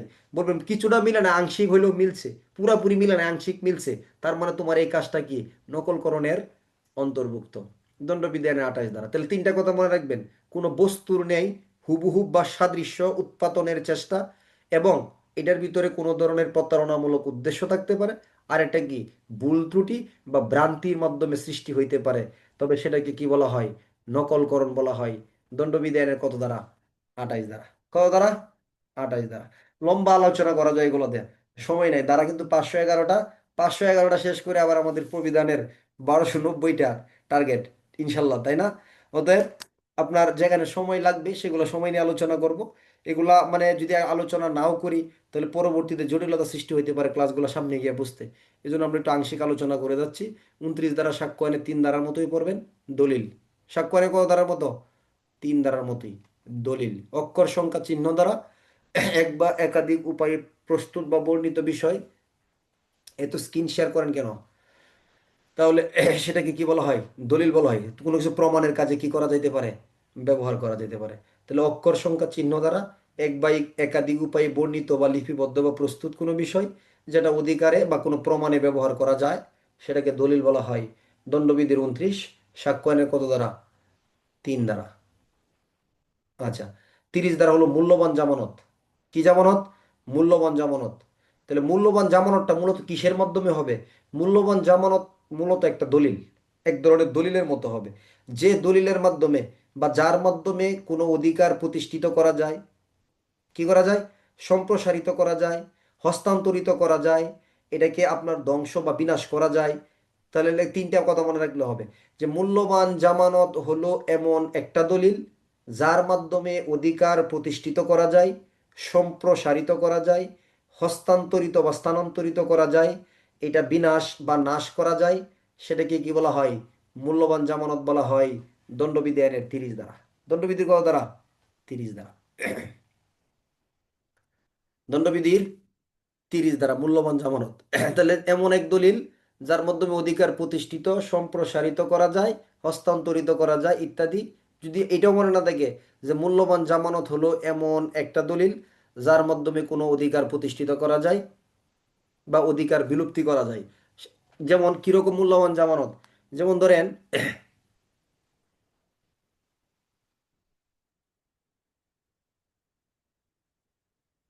আপনার কাছে আমি একটা জিনিস রাখলাম, আপনার কাছে আমি একটা জিনিস রাখলাম, যে কোনো জিনিস হইতে পারে।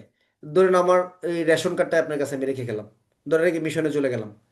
তারা আসার পরে যখন বলবো যে আমার দোস্ত তোমার কাছে রেশন কার্ডটা দিয়ে গেছিলাম ভাই, দিয়ে দাও। তাহলে এই যে রেশন কার্ডটা যে আমি আপনার কাছে দিয়ে গেলাম, এটার নাম কি জানেন? আমি আসার পরে আবার আমি অধিকার প্রতিষ্ঠা করব না? আমি চেয়ে নিব না আবার এটা? নিব কি না? তাহলে এই রেশন কার্ডটা আপনার কাছে আইনের ভাষায় এটা কি জামানত? মূল্যবান একটা জামানত। মূল্যবান একটা কি জামানত। এখন যদি আপনি বলেন যে আমার কাছে তুমি এটা দিয়া যাও নাই, বা আমি কই তুমি আমার কাছে কই দিয়ে গেলা, বলে যে 1 বছর তো রেশন কার্ডের কোনো টাকা নেই নাই, তাহলে টাকা সহ দিয়ে দেও। এখন এই বলতেছে আমার কাছে তুমি কোনো কিছু রাখো নাই, তখন তার অপরাধের নাম কি? কে বলতে পারবেন? সে বলে আমার কাছে নাই, এটা তুমি দিয়া যাও নাই। তার অপরাধের নাম কি বলেন? প্রতারণা।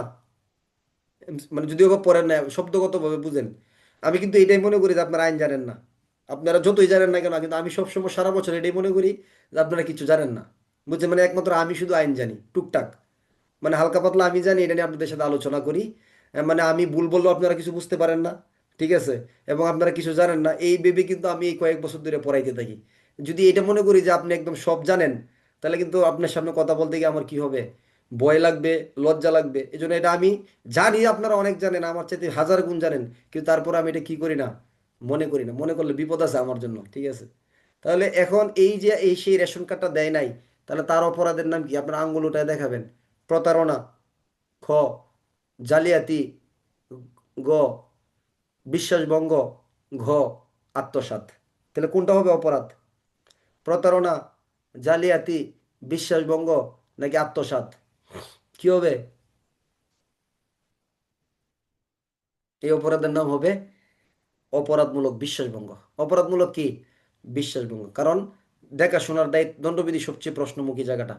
দেখাশোনার দায়িত্বপ্রাপ্ত হয়ে যদি কোনো সম্পত্তি কেউ না দেয়, দিতে না চায়, তাহলে তার এই অপরাধের নাম হলো নিজের ভোগে পরিণত করে ফেলে, তাহলে তার এই অপরাধের নাম হলো অপরাধমূলক বিশ্বাসভঙ্গ। অপরাধমূলক কি? বিশ্বাসভঙ্গের অপরাধ। দণ্ডবিধির 405 ধারা, শাস্তি 406 থেকে দণ্ডবিধি এর 409 ধারা। আচ্ছা, তাহলে আসেন। তাহলে আপনারা বুঝছেন তো মূল্যবান জামানতটা কি? তাহলে আইসা সে আবার অধিকার প্রতিষ্ঠিত করতে পারবে। 31 ধারা হলো উইল। কোনো ওসিয়তমূলক দলিলকে কি বলা হয়? উইল বলা হয়। যে কোনো ওসিয়তমূলক দলিলকে কি বলা হয়? উইল বলা হয়। উইলের অনেক আলোচনা, অনেক ব্যাখ্যা বিশ্লেষণ। যারা এলএলবি প্রথম বর্ষ শেষ করছেন তারা এগুলা কিছুটা পাইছেন, যারা দ্বিতীয় দুই পারি শেষ করছেন, সম্পত্তি হস্তান্তর এবং বুদ্ধিদীপ্ত আইন একটা সাবজেক্ট আছে, ব্যাপক আলোচনা আছে উইলের বিষয়ে। অর্থাৎ মৃত ব্যক্তির সম্পত্তির যে বিলি বন্টন ব্যবস্থা, এটাকে কি বলা হয়? উইল বলা হয়। এই উইলের জায়গাটা আসলে সাধারণত কোন ক্ষেত্রে প্রযোজ্য নয় জানেন? ধরেন আপনার বংশ যে আছে, আপনার যে উত্তরাধিকারী আছে, উইলের বিধানটা কিন্তু সাধারণত সাধারণত তাদের ক্ষেত্রে প্রযোজ্য নয়। যেমন আমার 3 ছেলে আছে, তাহলে আমি সম্পত্তি আমার সন্তানকে উইলে করে দিব, বিষয়টা কিন্তু এরকম না। কিন্তু আমি সম্পত্তি আমার এক বাগিনাকে দিয়ে দিব, আমি সম্পত্তি অন্য একটা প্রতিষ্ঠানকে দিয়ে দিব, আরেকজন ব্যক্তিকে দিয়ে দিব, সেই ক্ষেত্রে কিন্তু এই আইনের বিধানটা, উইলের বিধানটা কি প্রযোজ্য। আর এই উইল কিন্তু একটা কি, উইল করতে গেলে কি লাগবে?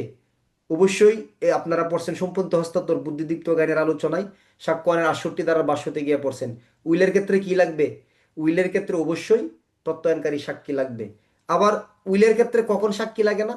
উইল যদি প্রবেট হয়ে যায়, উইল যদি কি হয়ে যায়, সাক্ষ্য আইনের 68 ধারার ব্যাখ্যার পঞ্চম অংশ যেটা, যে ক্ষেত্রে আমাদের কয়টা ক্ষেত্রে কি লাগে না মনে আছে তো, কোন কোন ক্ষেত্রে প্রত্যয়নকারী সাক্ষী লাগবে লাগবে না, সাক্ষ্য আইনের 68 ধারায় তিনটা ক্ষেত্রে লাগবে।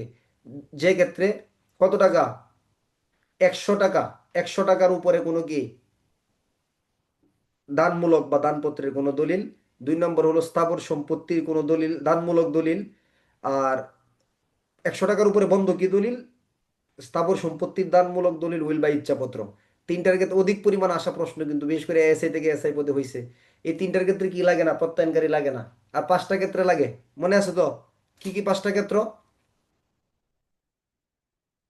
দলিলের বয়স 30 বছর উপরে হইলে, বিরোধী পক্ষ দলিল সম্পাদন স্বীকার করে নিলে, রেজিস্ট্রি দলিল যথাযথ সম্পাদিত হইলে, নোটিশ মূলে মাধ্যমিক সাক্ষ্য গৃহীত, নোটিশ মূলে মূল দলিল দাখিল না হয় মাধ্যমিক সাক্ষ্য গৃহীত হলে, উইল কি হয়ে গেলে, প্রবেট হয়ে গেলে, অর্থাৎ উইল সম্পাদন কি হয়ে গেছে, প্রমাণ হয়ে গেছে।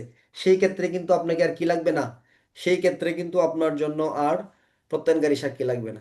তাহলে যাই হোক, উইল মানে যে কোনো ওসিয়তমূলক দলিলকে কি বলা হয়, উইল বলা হয়। আমি বলছি আমার মৃত্যুর পরে আমার এই সম্পত্তি কে পাবে, এই ফরিদ আহমেদ পাবে। এখন আমার মৃত্যুর পরে এই সম্পত্তি ফরিদ আহমেদ পাবে, আমি মৌখিকভাবে বলে গেছি, ওসিয়ত করে গেছি, আমার মৃত্যুর পরে কি এই সম্পত্তি ফরিদ পাবে? জীবনেও পাবে না। কেন পাবে না? কারণ এই উইল করতে গেলে কি লাগবে, একটা দলিল তৈরি করতে হবে। কি লাগবে? প্রত্যয়নকারী সাক্ষী লাগবে। নাহলে আমার মৃত্যুর পরে আমার সন্তানরা বলবে ফরিদ আবার কে, আমার বাবা সম্পত্তি ফরিদ কেন পাবে? কিন্তু যখন দেখবে এই সম্পর্কে প্রত্যয়নকারী সাক্ষী আছে, একটা দলিল সম্পাদন করা আছে, সবকিছু ঠিকঠাক আছে, তখন আমার সন্তানরা যতই দাবি করুক সম্পত্তি কিন্তু ফরিদ পাবে। এই যে ফরিদ পাবে, এই প্রক্রিয়াটার নাম কি? এটা হলো উইল প্রবেট। উইল কি? উইল সম্পাদনের প্রমাণ হয়ে গেছে। যাই হোক, তাহলে সাক্ষ্য দণ্ডবিধি আইনের 31 দ্বারা হলো, যে কোনো ওসিয়তমূলক দলিলকে কি বলা হয়, উইল বলা হয়। কি বলা হয়? উইল বলা হয়।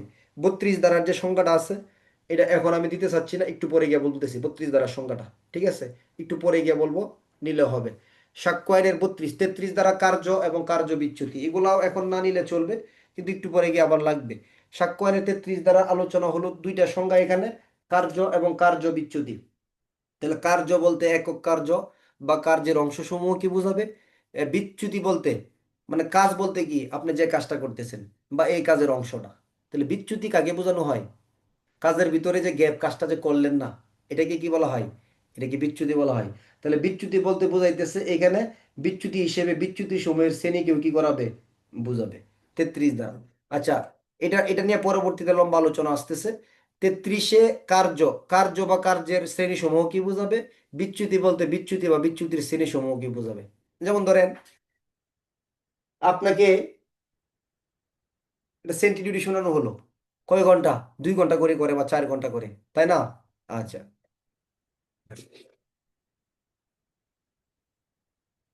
নির্দা, হ্যাঁ, হ্যাঁ, হ্যাঁ, হ্যাঁ, হ্যাঁ।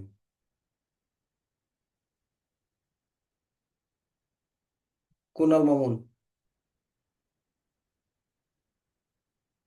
এটা এটা ক- এটা কোন তালিকায় গেছে ওর নাম?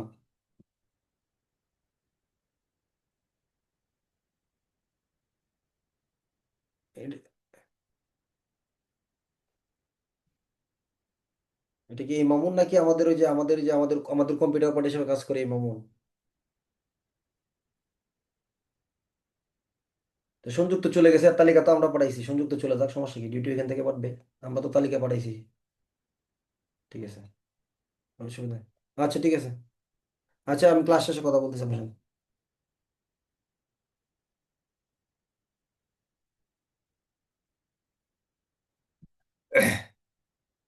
সাক্ষ্য আইন দণ্ডবিধি আইনের 33, আচ্ছা যদি মনে করেন 33 বুঝি নাই, না বুঝলেও আপনার চলবো, ওর উদাহরণ দিতেছিলাম। তাহলে সেন্টিডিউটি 2 ঘন্টা আমরা করি না, 2 ঘন্টা ধরেন সেন্টিডিউটি করতেছি, এখন 2 ঘন্টা আপনার পোস্টে দাঁড়ায় থাকতে হবে, তাই না? সেন্টিডিউটি কিভাবে করবেন এই সম্পর্কে আলোচনা আছে পুলিশ প্রবিধানের কত বিধি, 695 বিধি। কত? সেন্টিডিউটি কিভাবে করতে হয় এবং এই সেন্টিডিউটির ইনচার্জরা কিভাবে আপনাকে দেখাশোনা করবে, পুলিশ প্রবিধানের 695 30 এবং 31-এ বিশদভাবে আলোচনা আছে। কোথায়? 695 পুরাটাই আলোচনা, কিন্তু 30 31-এ এই সম্পর্কে বিশালভাবে আলোচনা আছে। আচ্ছা, এখন তাহলে 2 ঘন্টা সময়ের ভিতরে ধরেন আপনি 5 মিনিটের জন্য একটু ভিতরে এসে বসলেন বা একটু চা খাইতে গেলেন, এই কাজটার নাম কি, কাজ না বিচ্যুতি? এটা হলো বিচ্যুতি। সরি সরি, ফোনটা সাইলেন্ট করে নি। তাহলে যেটা করতেছিলেন এটা হচ্ছে কাজ, আর যেটা করতেছেন না কাজের ভিতর থেকে যে ফাঁকি দিচ্ছেন এটার নাম কি, বিচ্যুতি। ঠিক আছে। আচ্ছা, এটাই বুঝেছে 33 দ্বারা আর কি। আচ্ছা, পরে এখন আমাদের একটা মূল জায়গা আছে, সাক্ষ্য আইনের 34 দ্বারা, এই যে দণ্ডবিধি আইনের 34 দ্বারা, এই জায়গাগুলো খুব গুরুত্বপূর্ণ। এই 34 থেকে আমরা যদি শুধু দণ্ডবিধি আইনের 34 দ্বারাটা পড়ি, তাহলে আমরা আইন ভালোভাবে নিতে পারবো না। 34 দ্বারাটা শুধু একটা কথায় আমরা পড়ি, যে একই উদ্দেশ্যে না, মানে মানে ইন্টেনশন বা আমাদের অপরাধের উদ্দেশ্য কি এক, তাহলে সমান দায়ী। কিন্তু এই জায়গাগুলোকে আরো ভালো করে বোঝার জন্য এই রিলেটেড আরো কয়েকটা ধারা আছে, 35, 36, 37, 38। সবাই বইটা বন্ধ রাখেন, সহজে এই জায়গাটা বুঝে যান, কাজে লাগবে ইনশাল্লাহ সারা জীবন। শুধু আপনার পদোন্নতি পরীক্ষার জন্যই লাগবে এরকম না, পরবর্তী সময় আপনার পুলিশিং করতে গিয়েও কাজে লাগবে, আর কোনোদিন যদি জজ ম্যাজিস্ট্রেট হন তখনও কাজে লাগবে। ঠিক আছে। অতএব এটা খুবই ইম্পর্টেন্ট একটা জায়গা। দণ্ডবিধি আইনের 34 ধারার আলোচনার বিষয়বস্তু হলো একই উদ্দেশ্য। কি? একই উদ্দেশ্য। এই শব্দটাকে আরো ভিন্ন শব্দ ব্যবহার করা হয়, একই অভিপ্রায়। একই কি? অভিপ্রায়। অথবা সাধারণ অভিপ্রায় ব্যবহার করা হয়। লেখা রাখেন কাগজে। দণ্ডবিধি 34 ধারার এই শব্দটাকে তিনটা ভাগে ভাগ করা হয়। একই উদ্দেশ্য বলা হয়, একই অভিপ্রায় বলা হয়, বা সাধারণ অভিপ্রায় বলা হয়। আর কারণ এই পার্থক্যটা সবচেয়ে বেশি আসছে 149-এর সাথে, যে সাধারণ অভিপ্রায় এবং সাধারণ উদ্দেশ্যের পার্থক্য লিখুন। তাহলে অভিপ্রায় শব্দটা কত ধারার দিকে? এটা কিন্তু 34 ধারার দিকে যাবে। আর যখন সাধারণ উদ্দেশ্যের কথাটা ব্যবহার করা হবে তখন কত ধারায় যাবে? দণ্ডবিধানের 149 ধারার জায়গায় যাবে। এটা আপনি কিন্তু মাথায় রাখতে হবে কিন্তু। আচ্ছা, এগুলো আপনি পরেও নিতে পারবেন, অসুবিধা নেই। তাহলে একই উদ্দেশ্য বলা যায়, একই অভিপ্রায়ও বলা যায়, সাধারণ অভিপ্রায় বলা যায়। আর 149কে কি বলবেন? সাধারণ উদ্দেশ্য বাস্তবায়ন, সাধারণ উদ্দেশ্য বাস্তবায়ন। সেদিকে আমরা এখন যাচ্ছি না। তাহলে দণ্ডবিধানের 34 ধারার আলোচনার মূল বিষয়বস্তু হলো একই উদ্দেশ্য। আপনি বশির উদ্দিন, আপনি 5 লক্ষ টাকা নিয়েছেন। কার কাছ থেকে? আমি শরীফুল, জামিল এবং হচ্ছে আনোয়ার, আমাদের তিনজনের একটা সংগঠন আছে, এখান থেকে আপনি 5 লক্ষ টাকা নিয়েছেন। এই যে 5 লক্ষ টাকা নিলেন, পরবর্তী নির্দিষ্ট সময় আমাদের টাকাটা দিতে ব্যর্থ হয়েছেন এবং আমাদের কারোর সাথে কোনো যোগাযোগ করতেছেন না। এখন সমস্যা কি দাঁড়াইলো? যে আমাদের তিনজনের 5 লক্ষ টাকা বশির উদ্দিন দিচ্ছে না। এখন আমরা তিনজনে মিলে কি করলাম? বশির উদ্দিনকে হত্যা করে ফেললাম। এখন এখানে কে গুলি করছে, কে তাকে ধরে রাখছে, কার হাতে অস্ত্র ছিল, এটা মূল বিষয় না। আমরা প্রত্যেকেই দোষী। মানে কি, খুন শরীফুল করছে, খুন আনোয়ারে করছে, অথবা জামিলে করছে। কেন? কারণ টাকাটা কিন্তু আমাদের তিনজনের। সবার উদ্দেশ্য সমান, যে টাকা দিবি না তোর জান রাখবো না। কথা বুঝাইতে পারছি? তাহলে দণ্ডবিধি আইনের 34 ধারার প্রধান বিষয় হলো কি, এখানে কি উদ্দেশ্য কারো আলাদা আলাদা ছিল? উদ্দেশ্য কি কারো আলাদা ছিল, নাকি উদ্দেশ্য এক? উদ্দেশ্য এক। তাহলে অপরাধী কে? জামিল, আনোয়ার, নাকি শরীফুল? তিনজনই। তিনজনই সমান কেন হইল বলেন তো? তিনজনই সমান কেন হলো? কারণ তিনজনের বয়স এক, এই কারণে। তারা তিনজনই, তাদের টাকার সংখ্যা কম বেশি এই জন্য, নাকি তাদের সবার উদ্দেশ্য এক ছিল? তাদের উদ্দেশ্য এক ছিল, যে টাকা পাবি না, যে টাকা যেহেতু দিবি না তোর আর দুনিয়াতে রাখবো না। তাহলে উদ্দেশ্য এক হওয়ার জন্য কি হয়ে গেল? প্রত্যেকে কি হলো? দোষী কি কম হইছে, বেশি হইছে, নাকি সমান সমান? সমান সমান। তার মানে কে খুন করছে? আনোয়ারে, শরীফুলে, নাকি জামিলে, নাকি তিনজনেই? তিনজনেই এই খুন করেছে বলে কি হবে? গণ্য হবে। তাহলে দণ্ডবিধি আইনের 34 ধারার জন্য কোনো ব্যক্তিকে যদি একই উদ্দেশ্য, 34 ধারা যদি এই দণ্ডবিধি আইনের এই বিষয়গুলোকে সবাইকে এক শাস্তি প্রদান করতে হয়, তাহলে হ্যাঁ হ্যাঁ শোনো ক্লাসে, হ্যাঁ হ্যাঁ হ্যাঁ হ্যাঁ, আচ্ছা আচ্ছা, শোনো। আচ্ছা, তাহলে এই দণ্ডবিধি আইনের এই 34 ধারার কয়টা উপাদান বিদ্যমান? এমসিকিউ প্রশ্ন। দণ্ডবিধি আইনের 34 ধারার উপাদান কয়টা? তিনটা উপাদান। কয়টা উপাদান? তিনটা উপাদান। কি কি উপাদানগুলো? এমসিকিউ প্রশ্ন দিয়ে দিবে, এগুলো গুরুত্বপূর্ণ জায়গা। যে দণ্ডবিধি 34 ধারা তিনটা উপাদান কি কি? তিনটা উপাদান হলো, কতিপয় ব্যক্তি মিলে একটা অপরাধ করছে, মানে একজনের কাজের ক্ষেত্রে 34 ধারা আসবে না। শুধুমাত্র একজন ব্যক্তি যদি কাজ করে, এখানে 34 ধারা আনার কোনো কি নাই, সুযোগ নাই। তাহলে 34 ধারার প্রধান এবং প্রথম উপাদান হলো কাজটা কয়েকজন ব্যক্তি মিলে একটা অপরাধমূলক কাজ করছে। এটা প্রথম উপাদান। তাহলে কি বলেন? 34 ধারার প্রথম উপাদান হলো একাধিক ব্যক্তি মিলে কোনো কাজ করছে। একাধিক ব্যক্তি মিলে কোনো অপরাধমূলক কাজ করছে। কি কাজটা করছে? ওই যে বশিরউদ্দিনকে খুন করছে। এটা হলো কি? প্রথম উপাদান। দ্বিতীয় উপাদান হলো তাদের সকলের ইচ্ছা বা অভিপ্রায় করছিল যে তারা এই বশিরউদ্দিনকে কি করবেন? খুন করবেন। মানে তারা কি করছিল? তাদের সকলের উদ্দেশ্য ছিল যে এই বশিরউদ্দিনকে কি করবে, মানে উদ্দেশ্যটা কি ছিল? আলাদা আলাদা না এক? তাহলে তিনজনে মিলে অপরাধ করছি এবং তিনজনের উদ্দেশ্য কি ছিল? এক ছিল। ফাইনালি আমরা কি করছি? এই অভিপ্রায়কে সার্থক করার জন্য আমরা এই কাজটা অলরেডি করে ফেলছি। তখনই 34 দ্বারা গ্র্যান্টেড হবে, তাছাড়া হবে না। তাহলে বাংলাদেশে বহুত অপরাধ হয়, লাস্টে দণ্ডবিধির 34 দ্বারা দিয়ে দেয়। একটা বিষয় লক্ষ্য করেন, আপনারা দেখেন না, অনেক অপরাধ করছে, লাস্টে দ্বারা কত? 302 এর সাথে 34 দিচ্ছে। অনেক দ্বারার সাথে 334, 34 দিচ্ছে। 34 মানে কি বোঝাচ্ছে? যে কেউ শাস্তি বেশি পাবে, কেউ কম পাবে, কেউ কেউ রেহাই পাবে, এরকম? নাকি সকলেই সমান অপরাধী? সকলেই সমান অপরাধী। তাহলে 34 ধারাকে কার্যকর করার জন্য তিনটা বিষয় দেখতে হবে। অপরাধীর সংখ্যা ছিল একাধিক, তাদের সকলের উদ্দেশ্য ছিল এক, এবং তারা অপরাধটা সংগঠন করেছিল। বলেন সবাই আমার সাথে, বলবেন এগুলো পড়ে লাভ কি? কি যে লাভ পরীক্ষার হলে বুঝবেন, পদোন্নতি হওয়ার পরে বুঝবেন। কষ্ট বেশি করছেন, আনন্দও বেশি আপনার। ঠিক আছে? কাজে লাগবে কিন্তু। তাহলে 34 ধারার উপাদান কয়টা? তিনটা। একাধিক ব্যক্তি হইতে হবে, উদ্দেশ্য এক হইতে হবে, অপরাধটা সংগঠিত হইতে হবে। বুঝাইতে পারছি? 34 ধারা। এখন প্রশ্ন হলো, এমন অনেক হত্যা মামলা আপনারা দেখছেন যে লোক আসামি হলো 30 জন, লাস্টে দণ্ডবিধির 34 ধারা দেখা, কিন্তু এখানে কি এরকম হয় না? কারো মৃত্যুদণ্ড হয়েছে, কারো 10 বছর হয়েছে, কারো 5 বছর হয়েছে, কেউ খালাস পাইছে। এরকম ঘটনা দেখছেন কিনা? তাহলে 34 ধারা দিয়ে লাভ কি হইলো? প্রশ্ন আসে না? যে দিল, ধারা দিল 34, সবাই দোষী, কিন্তু কেউ একবারে কারোর জন্য ফাইনাল রিপোর্ট দিয়ে দিল, কেউ আবার অর্ধেক দণ্ড ভোগ করলো, আবার কেউ 1 বছর দণ্ড ভোগ করলো, আবার কেউ মৃত্যুদণ্ড হয়ে গেল। এটার কারণটা কেন হইলো? হ্যাঁ, আগে বুঝেন 34 দ্বারা কি বুঝছেন? 34 দ্বারা কি সকল ব্যক্তিদের বয়স সমান? সকল ব্যক্তিরা একই এলাকার বাসিন্দা? সকল ব্যক্তিদের একই উদ্দেশ্য? উত্তর হলো সকল ব্যক্তিদের একই উদ্দেশ্য। তাহলে একই উদ্দেশ্য হলে বিষয়টা, অপরাধের জায়গাটা কিরকম?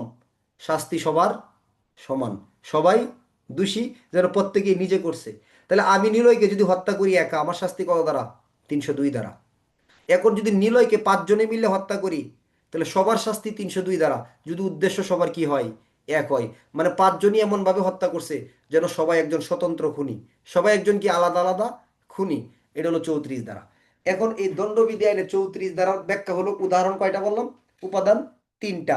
একাধিক ব্যক্তি, উদ্দেশ্য এক, এই উদ্দেশ্য সংগঠন করতে গিয়ে কাজটা কি করলো? সংগঠন করলো। তাহলে এইটাই যদি হয়ে থাকে, তাহলে কিছু কিছু ব্যক্তি রেহাই কেন পেয়ে যায়? এটার জন্য হলো দণ্ডবিধি আইনের কত দ্বারা? 35 দ্বারা। একটু বুঝে যান এই জায়গাটা, আপনার সারা জীবন কাজে লাগবে ইনশাল্লাহ। কত দ্বারা? দণ্ডবিধি আইনের 35 দ্বারা। ধরেন আমি রাস্তা দিয়ে যাচ্ছি মোটরসাইকেল দিয়ে, কি করার জন্য? যে জামিলকে আমি হত্যা করব। পাশে আমার বন্ধু দেখা হয়েছে, কার সাথে? ধরেন মনিরুলের সাথে দেখা হয়েছে, এবং রিপন মোল্লার সাথে দেখা হয়েছে। যে বন্ধু চল এক জায়গায় যাব। কোথায়? যে জামিল খুব বেশি বাড়া বাড়ছে, চলো ওরা কয়েকটা উত্তম মাধ্যম দিয়ে আসি। কে বলতেছে? রে শরীফুল বলতেছে। দুই বন্ধু মোটর সাইকেলে উঠলো, যে বন্ধু যেহেতু বলতেছে যাই, যাই না এরকম, বন্ধুর সাথে তো সবাই যায়। বন্ধুর সাথে গিয়ে কত লোক মার্ডার কেসের আসামি হয়েছে, হয়েছে না? তাহলে রিপন মোল্লা এবং মনিরুল ইসলাম আমার গাড়িতে উঠলো, যায় জামিলকে এমন ভাবে আঘাত করলাম, জামিলকে হত্যা করে ফেলছি। রিপন মোল্লা আর মনিরুল ইসলাম কি আমি তাদেরকে, জামিলকে হত্যা করবো এই বলে নিয়ে গেছিলাম, নাকি তাকে কয়েকটি একটু আঘাত টাঘাত করবো এই উদ্দেশ্যে নিয়ে গেছিলাম? বলেন তো। তারা তাদের এখন বলেন, এখানে মনিরুল, রিপন আর শরীফুলের উদ্দেশ্য কি এক নাকি আলাদা? উদ্দেশ্য কি এক না আলাদা? উদ্দেশ্য কিন্তু আলাদা। তাহলে এই ঘটনার ক্ষেত্রে শরীফুলের মৃত্যুদণ্ড হইলেও মনিরুল ইসলাম আর রিফন মোল্লা কিন্তু কি পাবে? তাদের মৃত্যুদণ্ড বা হবে না, তারা কিছুটা কি পাবে? শাস্তি কমে যাবে, রেহাই পাবে। কেন তাহলে আলাদা কেন হইলো বলেন তো? কারণ তাদের উদ্দেশ্য কিন্তু এক ছিল না। কারণ ধরেন শরীফুলের ক্ষতি করছে, শরীফুলের বড় বড় ধরনের ক্ষতি করে ফেলছে জামিল। শরীফুল মনে মনে রাখছে যে আমি রিফন মোল্লার মনিরকে সাথে সাথে সাথে নিয়ে যাই, ওরা তো আর জানে না আমি হত্যা করে ফেলবো, কিন্তু ওরা বকসিন দেয়, আমি কি করলাম? চাকু দিয়ে দিতেছি আমি। তাহলে বলেন মনিরুল, শরীফ, রিপন মোল্লার, শরীফুলের উদ্দেশ্য কি এক? কার্যক্রম কি এক? এক না। তাহলে 34 ধারার ব্যতিক্রম ধারা কোনটা? দণ্ডবিধি আইনের 35 ধারা। তাহলে 34 ধারাতে এক মামলায় সবাই আসামি হওয়ার জন্য কারো শাস্তি কম হয়, কারো বেশি হয়। কি কারণে? অপরাধ কেউ কম বেশি করছে এই কারণে, নাকি উদ্দেশ্য আলাদা হওয়ার কারণে? উদ্দেশ্য আলাদা হওয়ার কারণে। এটা হলো দণ্ডবিধি আইনের 35 ধারার আলোচনা। দণ্ডবিধির 35-এ বলতেছে, যে ক্ষেত্রে 34 ধারার কার্য কোনো অপরাধমূলক জ্ঞান বা অভিপ্রায় সহকারে সম্পাদিত হইবার কারণে অপরাধমূলক বলিয়া কি হয়, গণ্য হয়। আমি একটু এখানে আপনাদেরকে ভাষ্য পড়ে শোনাবো এই জায়গাটা আরো সহজ করার জন্য। দেখেন 35 ধারার ভাষ্যতে কি বলে, একটু শুনেন জায়গাটা আরো ক্লিয়ার করার জন্য।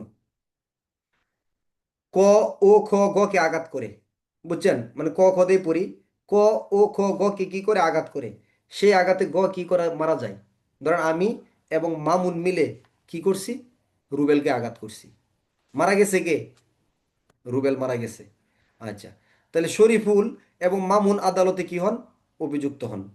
অভিযোগকারী পক্ষ যদি প্রমাণ করতে পারেন যে, অভিযোগকারী কারা, রুবেল যেহেতু মারা গেছে তার পক্ষ। অভিযোগকারী পক্ষ যদি প্রমাণ করেন যে ক ও ক এর উদ্দেশ্য ছিল গ কে মারিয়া ফেলা, তাহলে ক এবং খ উভয়েই খুনের দায়ী কি হবে, দায়ী হবে। অর্থাৎ রুবেলের পক্ষ প্রমাণ করে দেখাইছে যে শরীফুল এবং মামুন মিলে কি করছে, এক উদ্দেশ্য নিয়ে কি করছে, হত্যা করছে। তাহলে মামলা হয়েছিল কততে, 302/34। তাহলে আমাদের দুইজনের কি হয়ে গেল, মৃত্যুদণ্ড হয়ে গেল। পরে কি বলতেছে দেখেন, এমত অবস্থায় কাহার আঘাতে রুবেলের মৃত্যু ঘটিয়াছিল তাহা জানা কিন্তু আবশ্যক।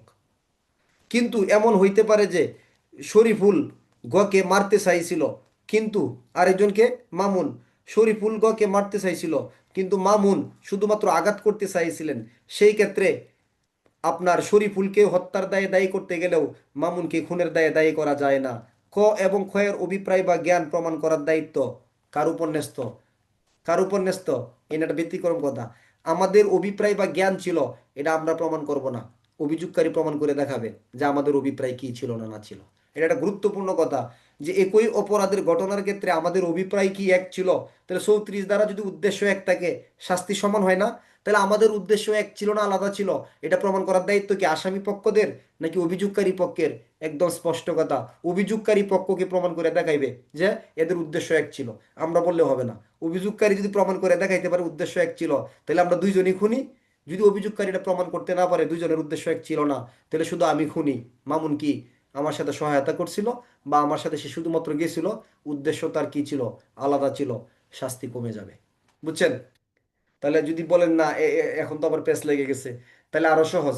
34 দ্বারা যদি বুঝেন এক অপরাধের এক উদ্দেশ্যের জন্য শাস্তি সমান হয় কিন্তু কারো উদ্দেশ্য কি, আলাদা, তাহলে সেই ক্ষেত্রে তার শাস্তি কি হয়ে যাবে, সমান হবে না।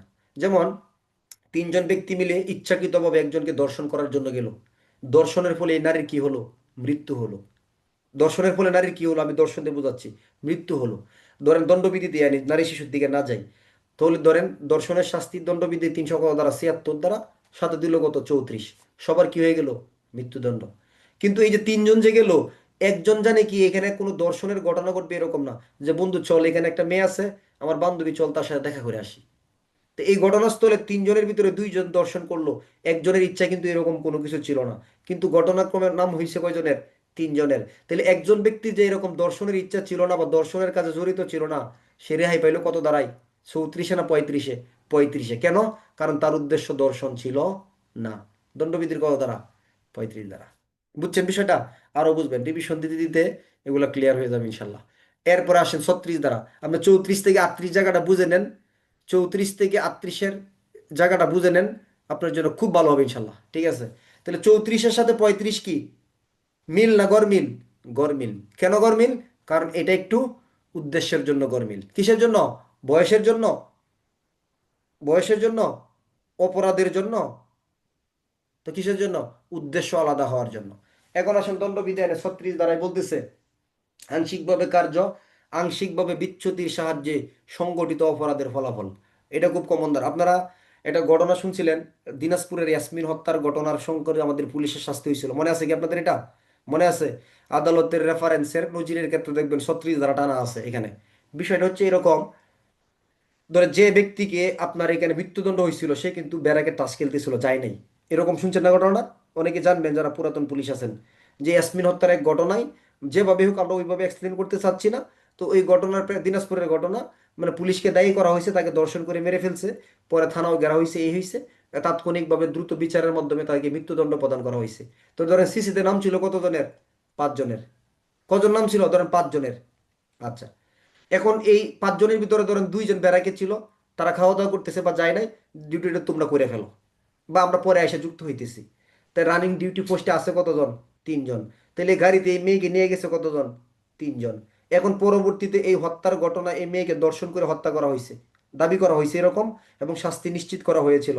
তখন পরবর্তীতে এখানে কার্য, সিসিতে সিসিতে কাজ করতেছে কয়জন? সিসি মূলে কয়জন কাজ করতেছে? 5 জন।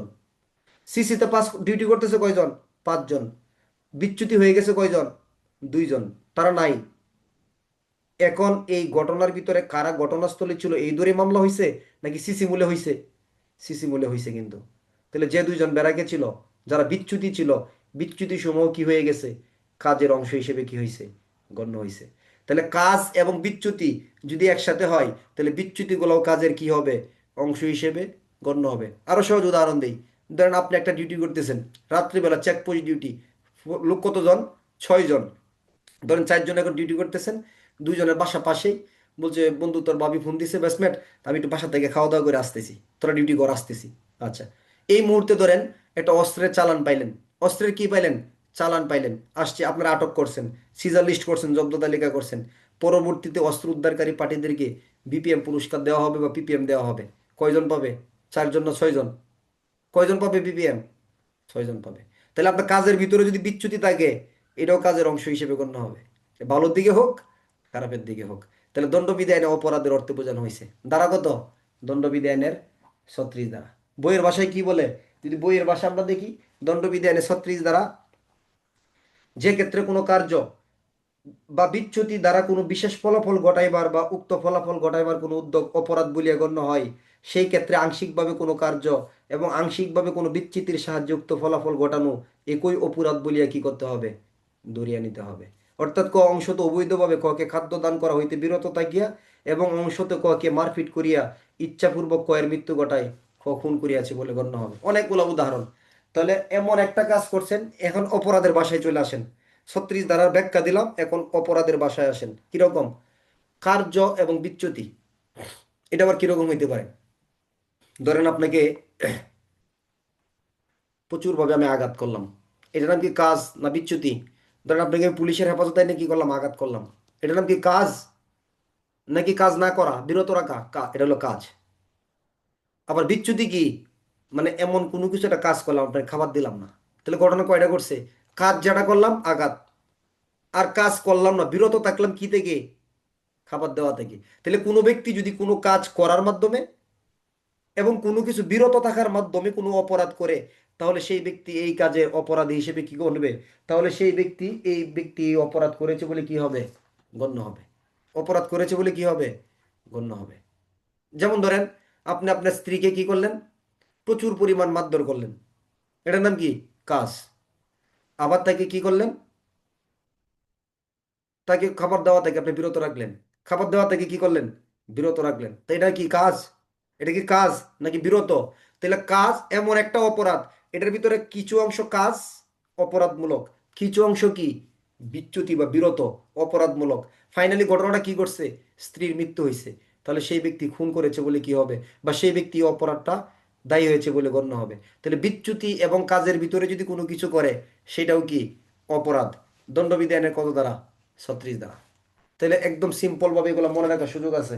যদি কতিপয় ব্যক্তি একই উদ্দেশ্য সাধন কল্পে কোনো কিছু করে, তাহলে তারা প্রত্যেকে সমান দোষী, 34। যদি উদ্দেশ্য আলাদা হয়ে থাকে, তাহলে সেই ক্ষেত্রে অপরাধের তারতম্য হবে, 35। কার্য এবং বিচ্যুতির মাধ্যমে যদি কোনো কিছু হয়, সেটাও সে অপরাধের দায় কি করতে হবে? গ্রহণ করতে হবে। দ্বারা কত? 36। 37 দ্বারা, 37 দ্বারা হচ্ছে কোনো অপরাধ অনুষ্ঠানকারী কতিপয় কার্যের একটি সম্পাদনের মাধ্যমে সহযোগিতা করছে। কষ্ট হচ্ছে? কষ্ট হইতেছে?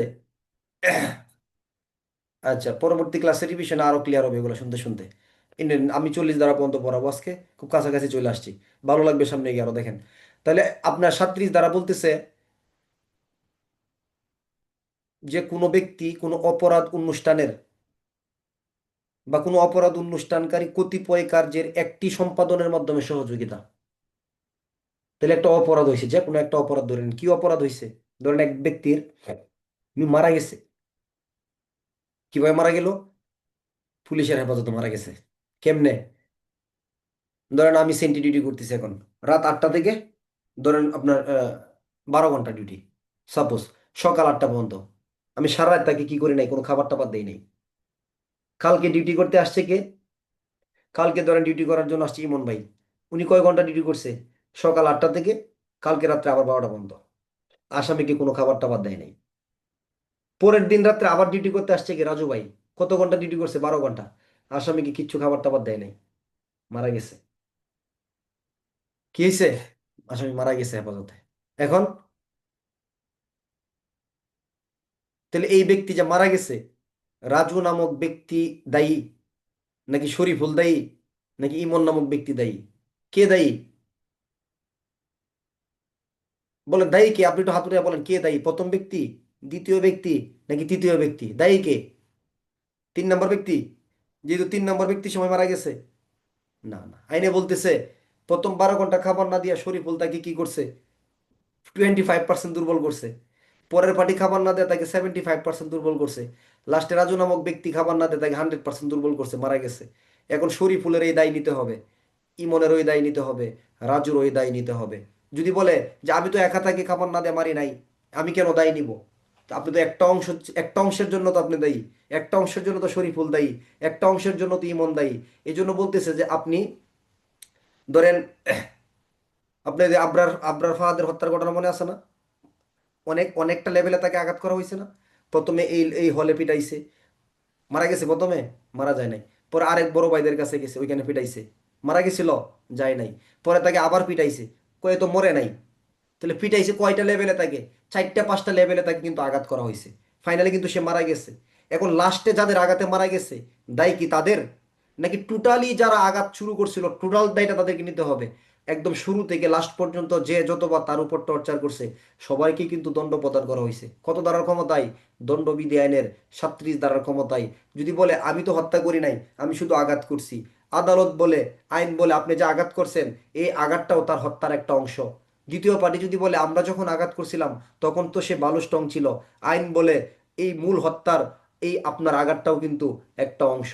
অর্থাৎ অপরাধ সংগঠনকারী ব্যক্তি কোনো একটা অপরাধের যদি একটা অংশের সাথেও জড়িত হয়ে থাকে, তাহলে মূল সমস্ত অপরাধের দায় তাকে কি করতে হবে? গ্রহণ করতে হবে। ধারা হলো দণ্ডবিধির কত ধারা? 37 ধারা। বুঝাইতে পারছি বিষয়টা? ধরেন গণধর্ষণ আছে না নারী শিশু আইনে?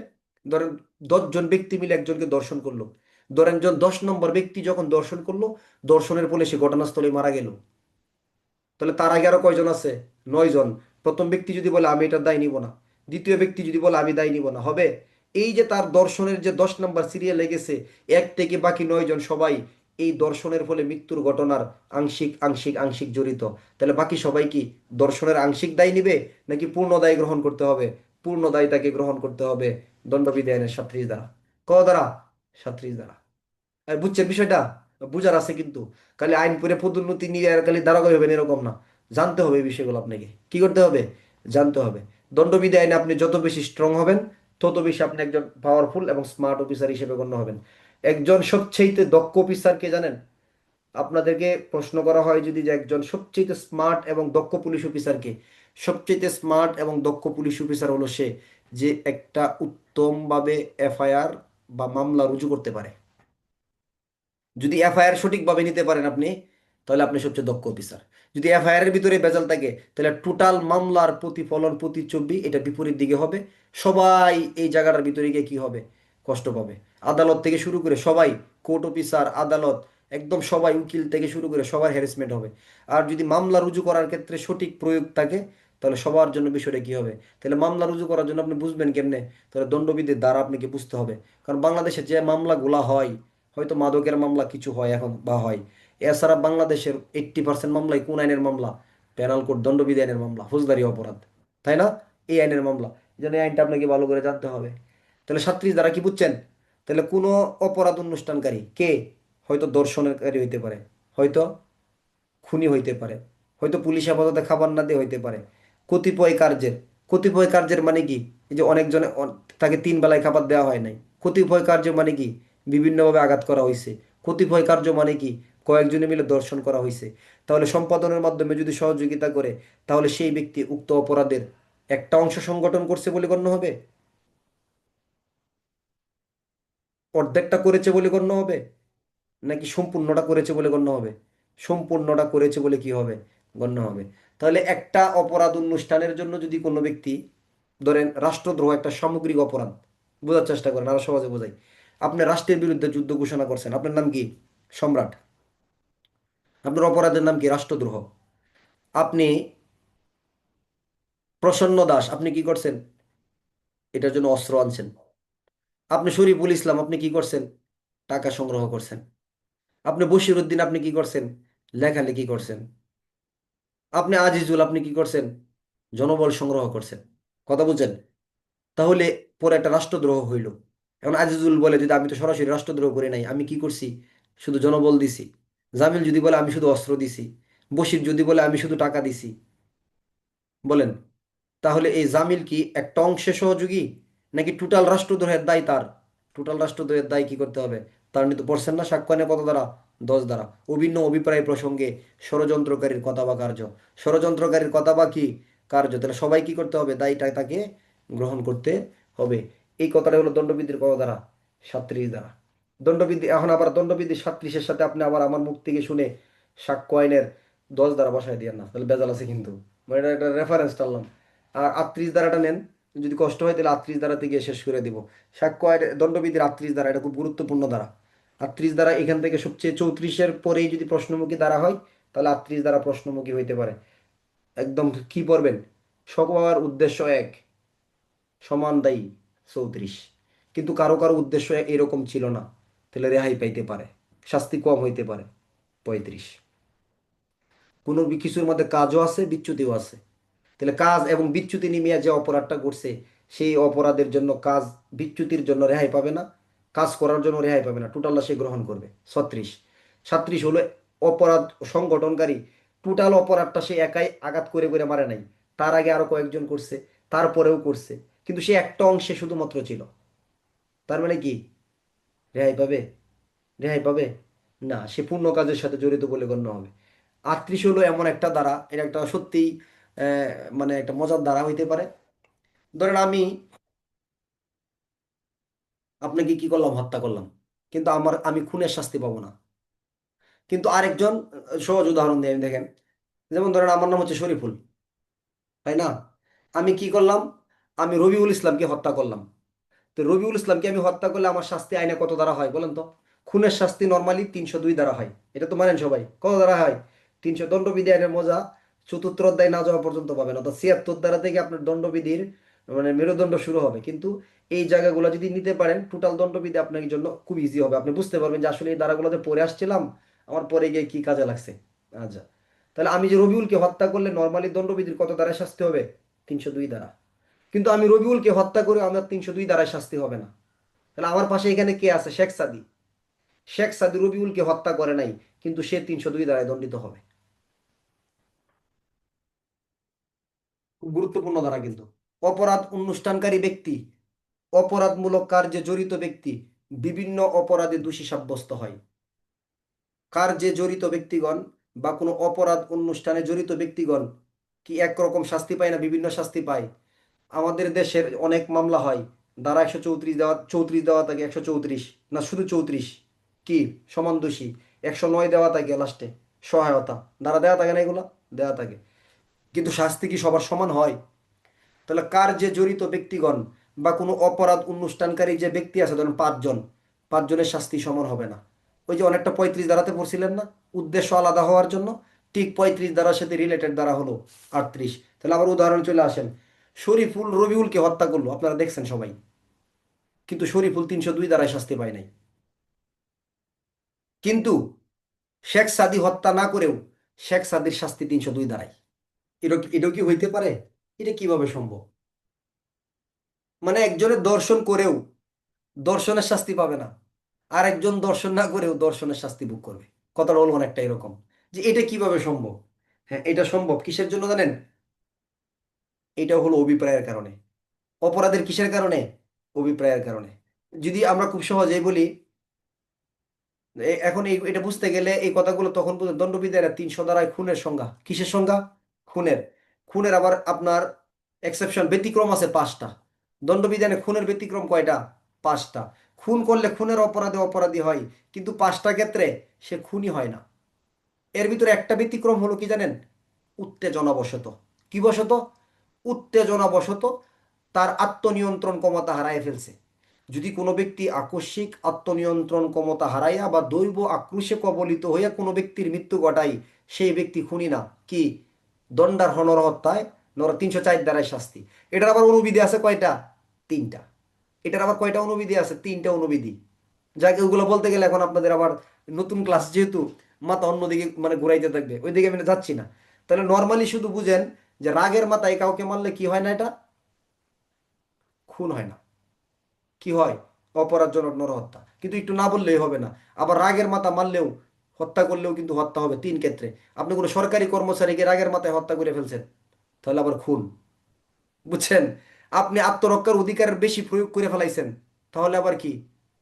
খুন। তাহলে এটা দণ্ডবিধি সর্বোচ্চ প্রশ্ন আসে 300 ধারা, 300 ধারা ব্যতিক্রম থেকে, যে অপরাধজনক নরহত্যা কখন খুন হয়, কখন খুন হয় না। টানো প্রশ্ন হচ্ছে না কয়েক বছর ধরে এই প্রশ্নটা হচ্ছে। এটা বুঝতে গেলে 300 ধারা বুঝতে হবে, 300 ধারার 5টা ব্যতিক্রম বুঝতে হবে, প্রথম ব্যতিক্রমের 3টা অনুবিধি বুঝতে হবে। আচ্ছা, তাহলে এখন ধরেন আমি রবিউলকে রাগের মাথায় তাকে হত্যা করতে যাচ্ছি স্বাভাবিকভাবে, মানে আমার এত রাগান্বিত হয়েছি, এত পরিমাণ আমি ক্রোধে মানে রাগান্বিত, আমি রবিউলকে কি করে ফেলবো? হত্যা করতে যাচ্ছি, হত্যা এখনো করি নাই। তা আমি যদি রবিউলকে হত্যা করতাম রাগের মাথায়, আমার শাস্তি কি হইতো বলেন তো? নর্মালি 304 দ্বারা হইতো। খুনি কিন্তু আমি হইতাম না, তাই তো? এখন শেখ সাদি পূর্বে থেকেই রবিউলকে মারার জন্য উৎপেতে আছে, বা তার ইচ্ছা যেন কি? রবিউলকে হত্যা করা। তাহলে শেখ সাদির উদ্দেশ্য কি? রবিউলকে হত্যা করা। এখন শেখ সাদি শরীফুলকে বলতেছে, শরীফুল তুমি ওরা হত্যা করে ফেলো, যা হওয়ার আমি দেখব, আমি সামলায় নিব। এখন আমি রবিউলকে গিয়ে হত্যা করলাম। এখন আমি যে রবিউলকে হত্যা করছি, আমি কি তাকে নর্মালি হত্যা করতে গেছি না রাগের মাথায়? রাগের মাথায়। তাহলে আমার জন্য কত দ্বারা? 304 দ্বারা। শেখ সাদি কি নিজে তাকে হত্যা করছে? হত্যা করে নাই। কিন্তু কি কাজে সহায়তা করছে? হত্যা করার কাজে সহায়তা করছে। যদি কেউ কাউকে হত্যা করার কাজে সহায়তা করে, শাস্তি কি অর্ধেক, সমান, নাকি দ্বিগুণ? শাস্তি কিন্তু তার সমান। তাহলে শেখ সাদি হত্যা না করেও আমাকে, এই রবিউলকে হত্যা করার কাজে সহায়তা করার জন্য শেখ সাদির শাস্তি দণ্ডবিধি 302 দ্বারা। আর শরীফুলের যেহেতু খুন করার উদ্দেশ্য ডিরেক্ট ছিল না, রাগের মাথায় আসছে, শরীফুলের শাস্তি কত দ্বারা? 304 দ্বারা। এই কথাটাই হলো 38 দ্বারা।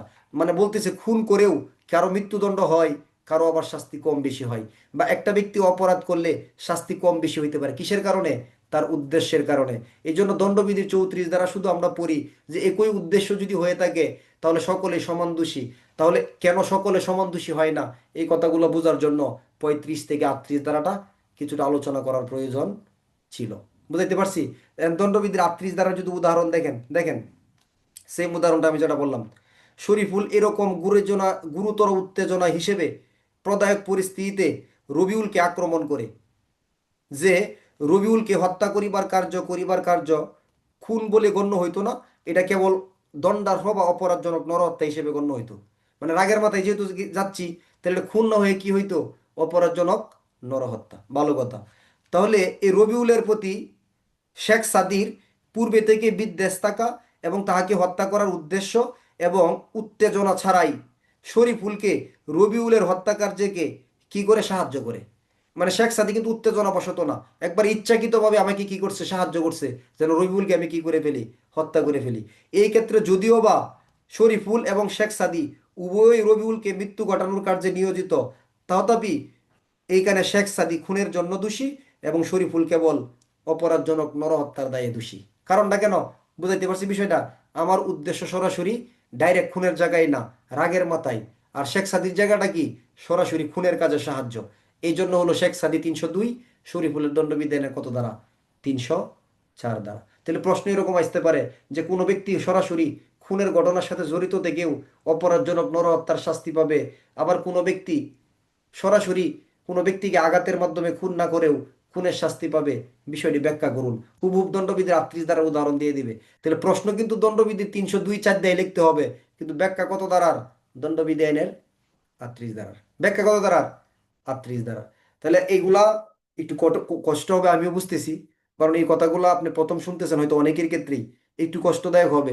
কিন্তু যখন কালকে আবার এটা রিভিশন শুনবেন, যখন এগুলা থেকে আবার ভিন্ন ভিন্ন প্রশ্ন তৈরি করব, তখন আপনার কাছে মনে হবে জায়গাগুলো আসলেই খুব ইজি। এখন আমি প্রশ্ন করতেছি এটা যে আজকে তো প্রথম ক্লাস করছেন দণ্ডবিধির অনেকেই, বা এই ক্লাসটা প্রথম করছেন, মানে 2 4 জন 5 জন লোকে কি বুঝতে পারছেন এই 34 থেকে 38-এর কথাগুলো?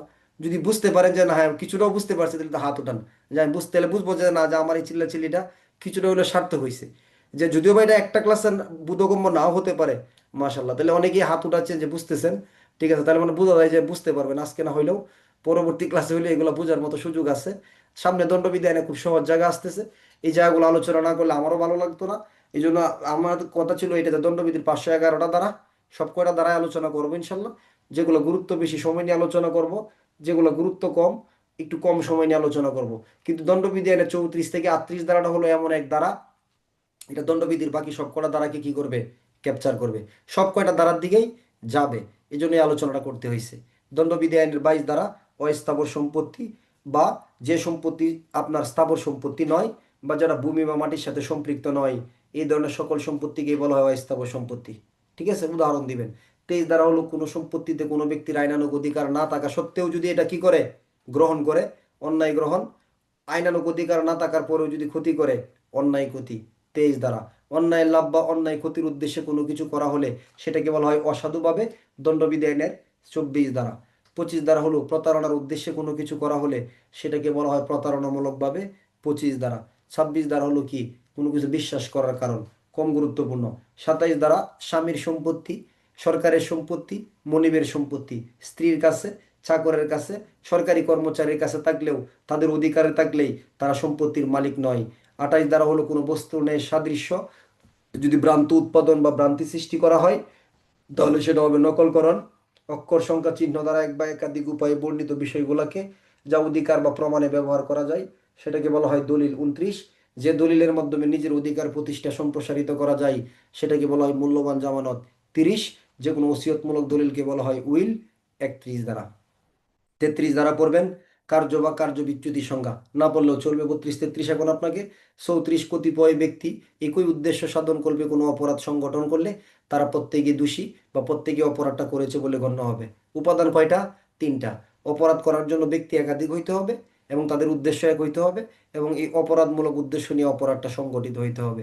35 ধারা, যদি উদ্দেশ্য আলাদা হয়ে থাকে, যে 34 ধারার যে কার্যক্রমটা আছে, 35-এ বলতেছে যে ক্ষেত্রে অনুরূপ কার্য অপরাধমূলক 34 ধারার জ্ঞান থেকে, অভিপ্রায় থেকে যদি ভিন্ন হয়ে থাকে, তাহলে সেই ক্ষেত্রে তার দায়ী দায়িত্ব আলাদা চলে যাইতে পারে।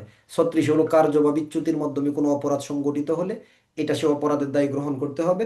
আর 37-এ বলতেছে কোনো অপরাধ সংগঠনকারী ব্যক্তি কতিপয় অপরাধের একটা অংশ সংগঠন করলেও পূর্ণ অপরাধের দায় তাকে গ্রহণ করতে হবে। 38 হলো কার্যে বা অপরাধ সংগঠনকারী ব্যক্তি বা কার্যে জড়িত ব্যক্তিগণ বিভিন্ন অপরাধে দোষী সাব্যস্ত হইতে পারে এই কারণে তাদের অপরাধের অভিপ্রায় যদি ভিন্ন থাকে, তাহলে কি সেই কারণে। দণ্ডবিধি আইনের কত দ্বারা? 38 ধারা। তাহলে আগামী ক্লাসে আমরা দেখবো দণ্ডবিধি আইনের 39 থেকে আমরা এই অধ্যায় শেষ করে তৃতীয় অধ্যায়ের যে দণ্ড সম্পর্কিত বিধান, এই অধ্যায়ের কিছু দ্বারা আলোচনা করবো ইনশাল্লাহ। ঠিক আছে, তাহলে আজকে এই পর্যন্তই। ভালো থাকবেন, সুস্থ থাকবেন। আল্লাহ হাফেজ। আসসালামু আলাইকুম রহমতুল্লাহি বরকাতুহ।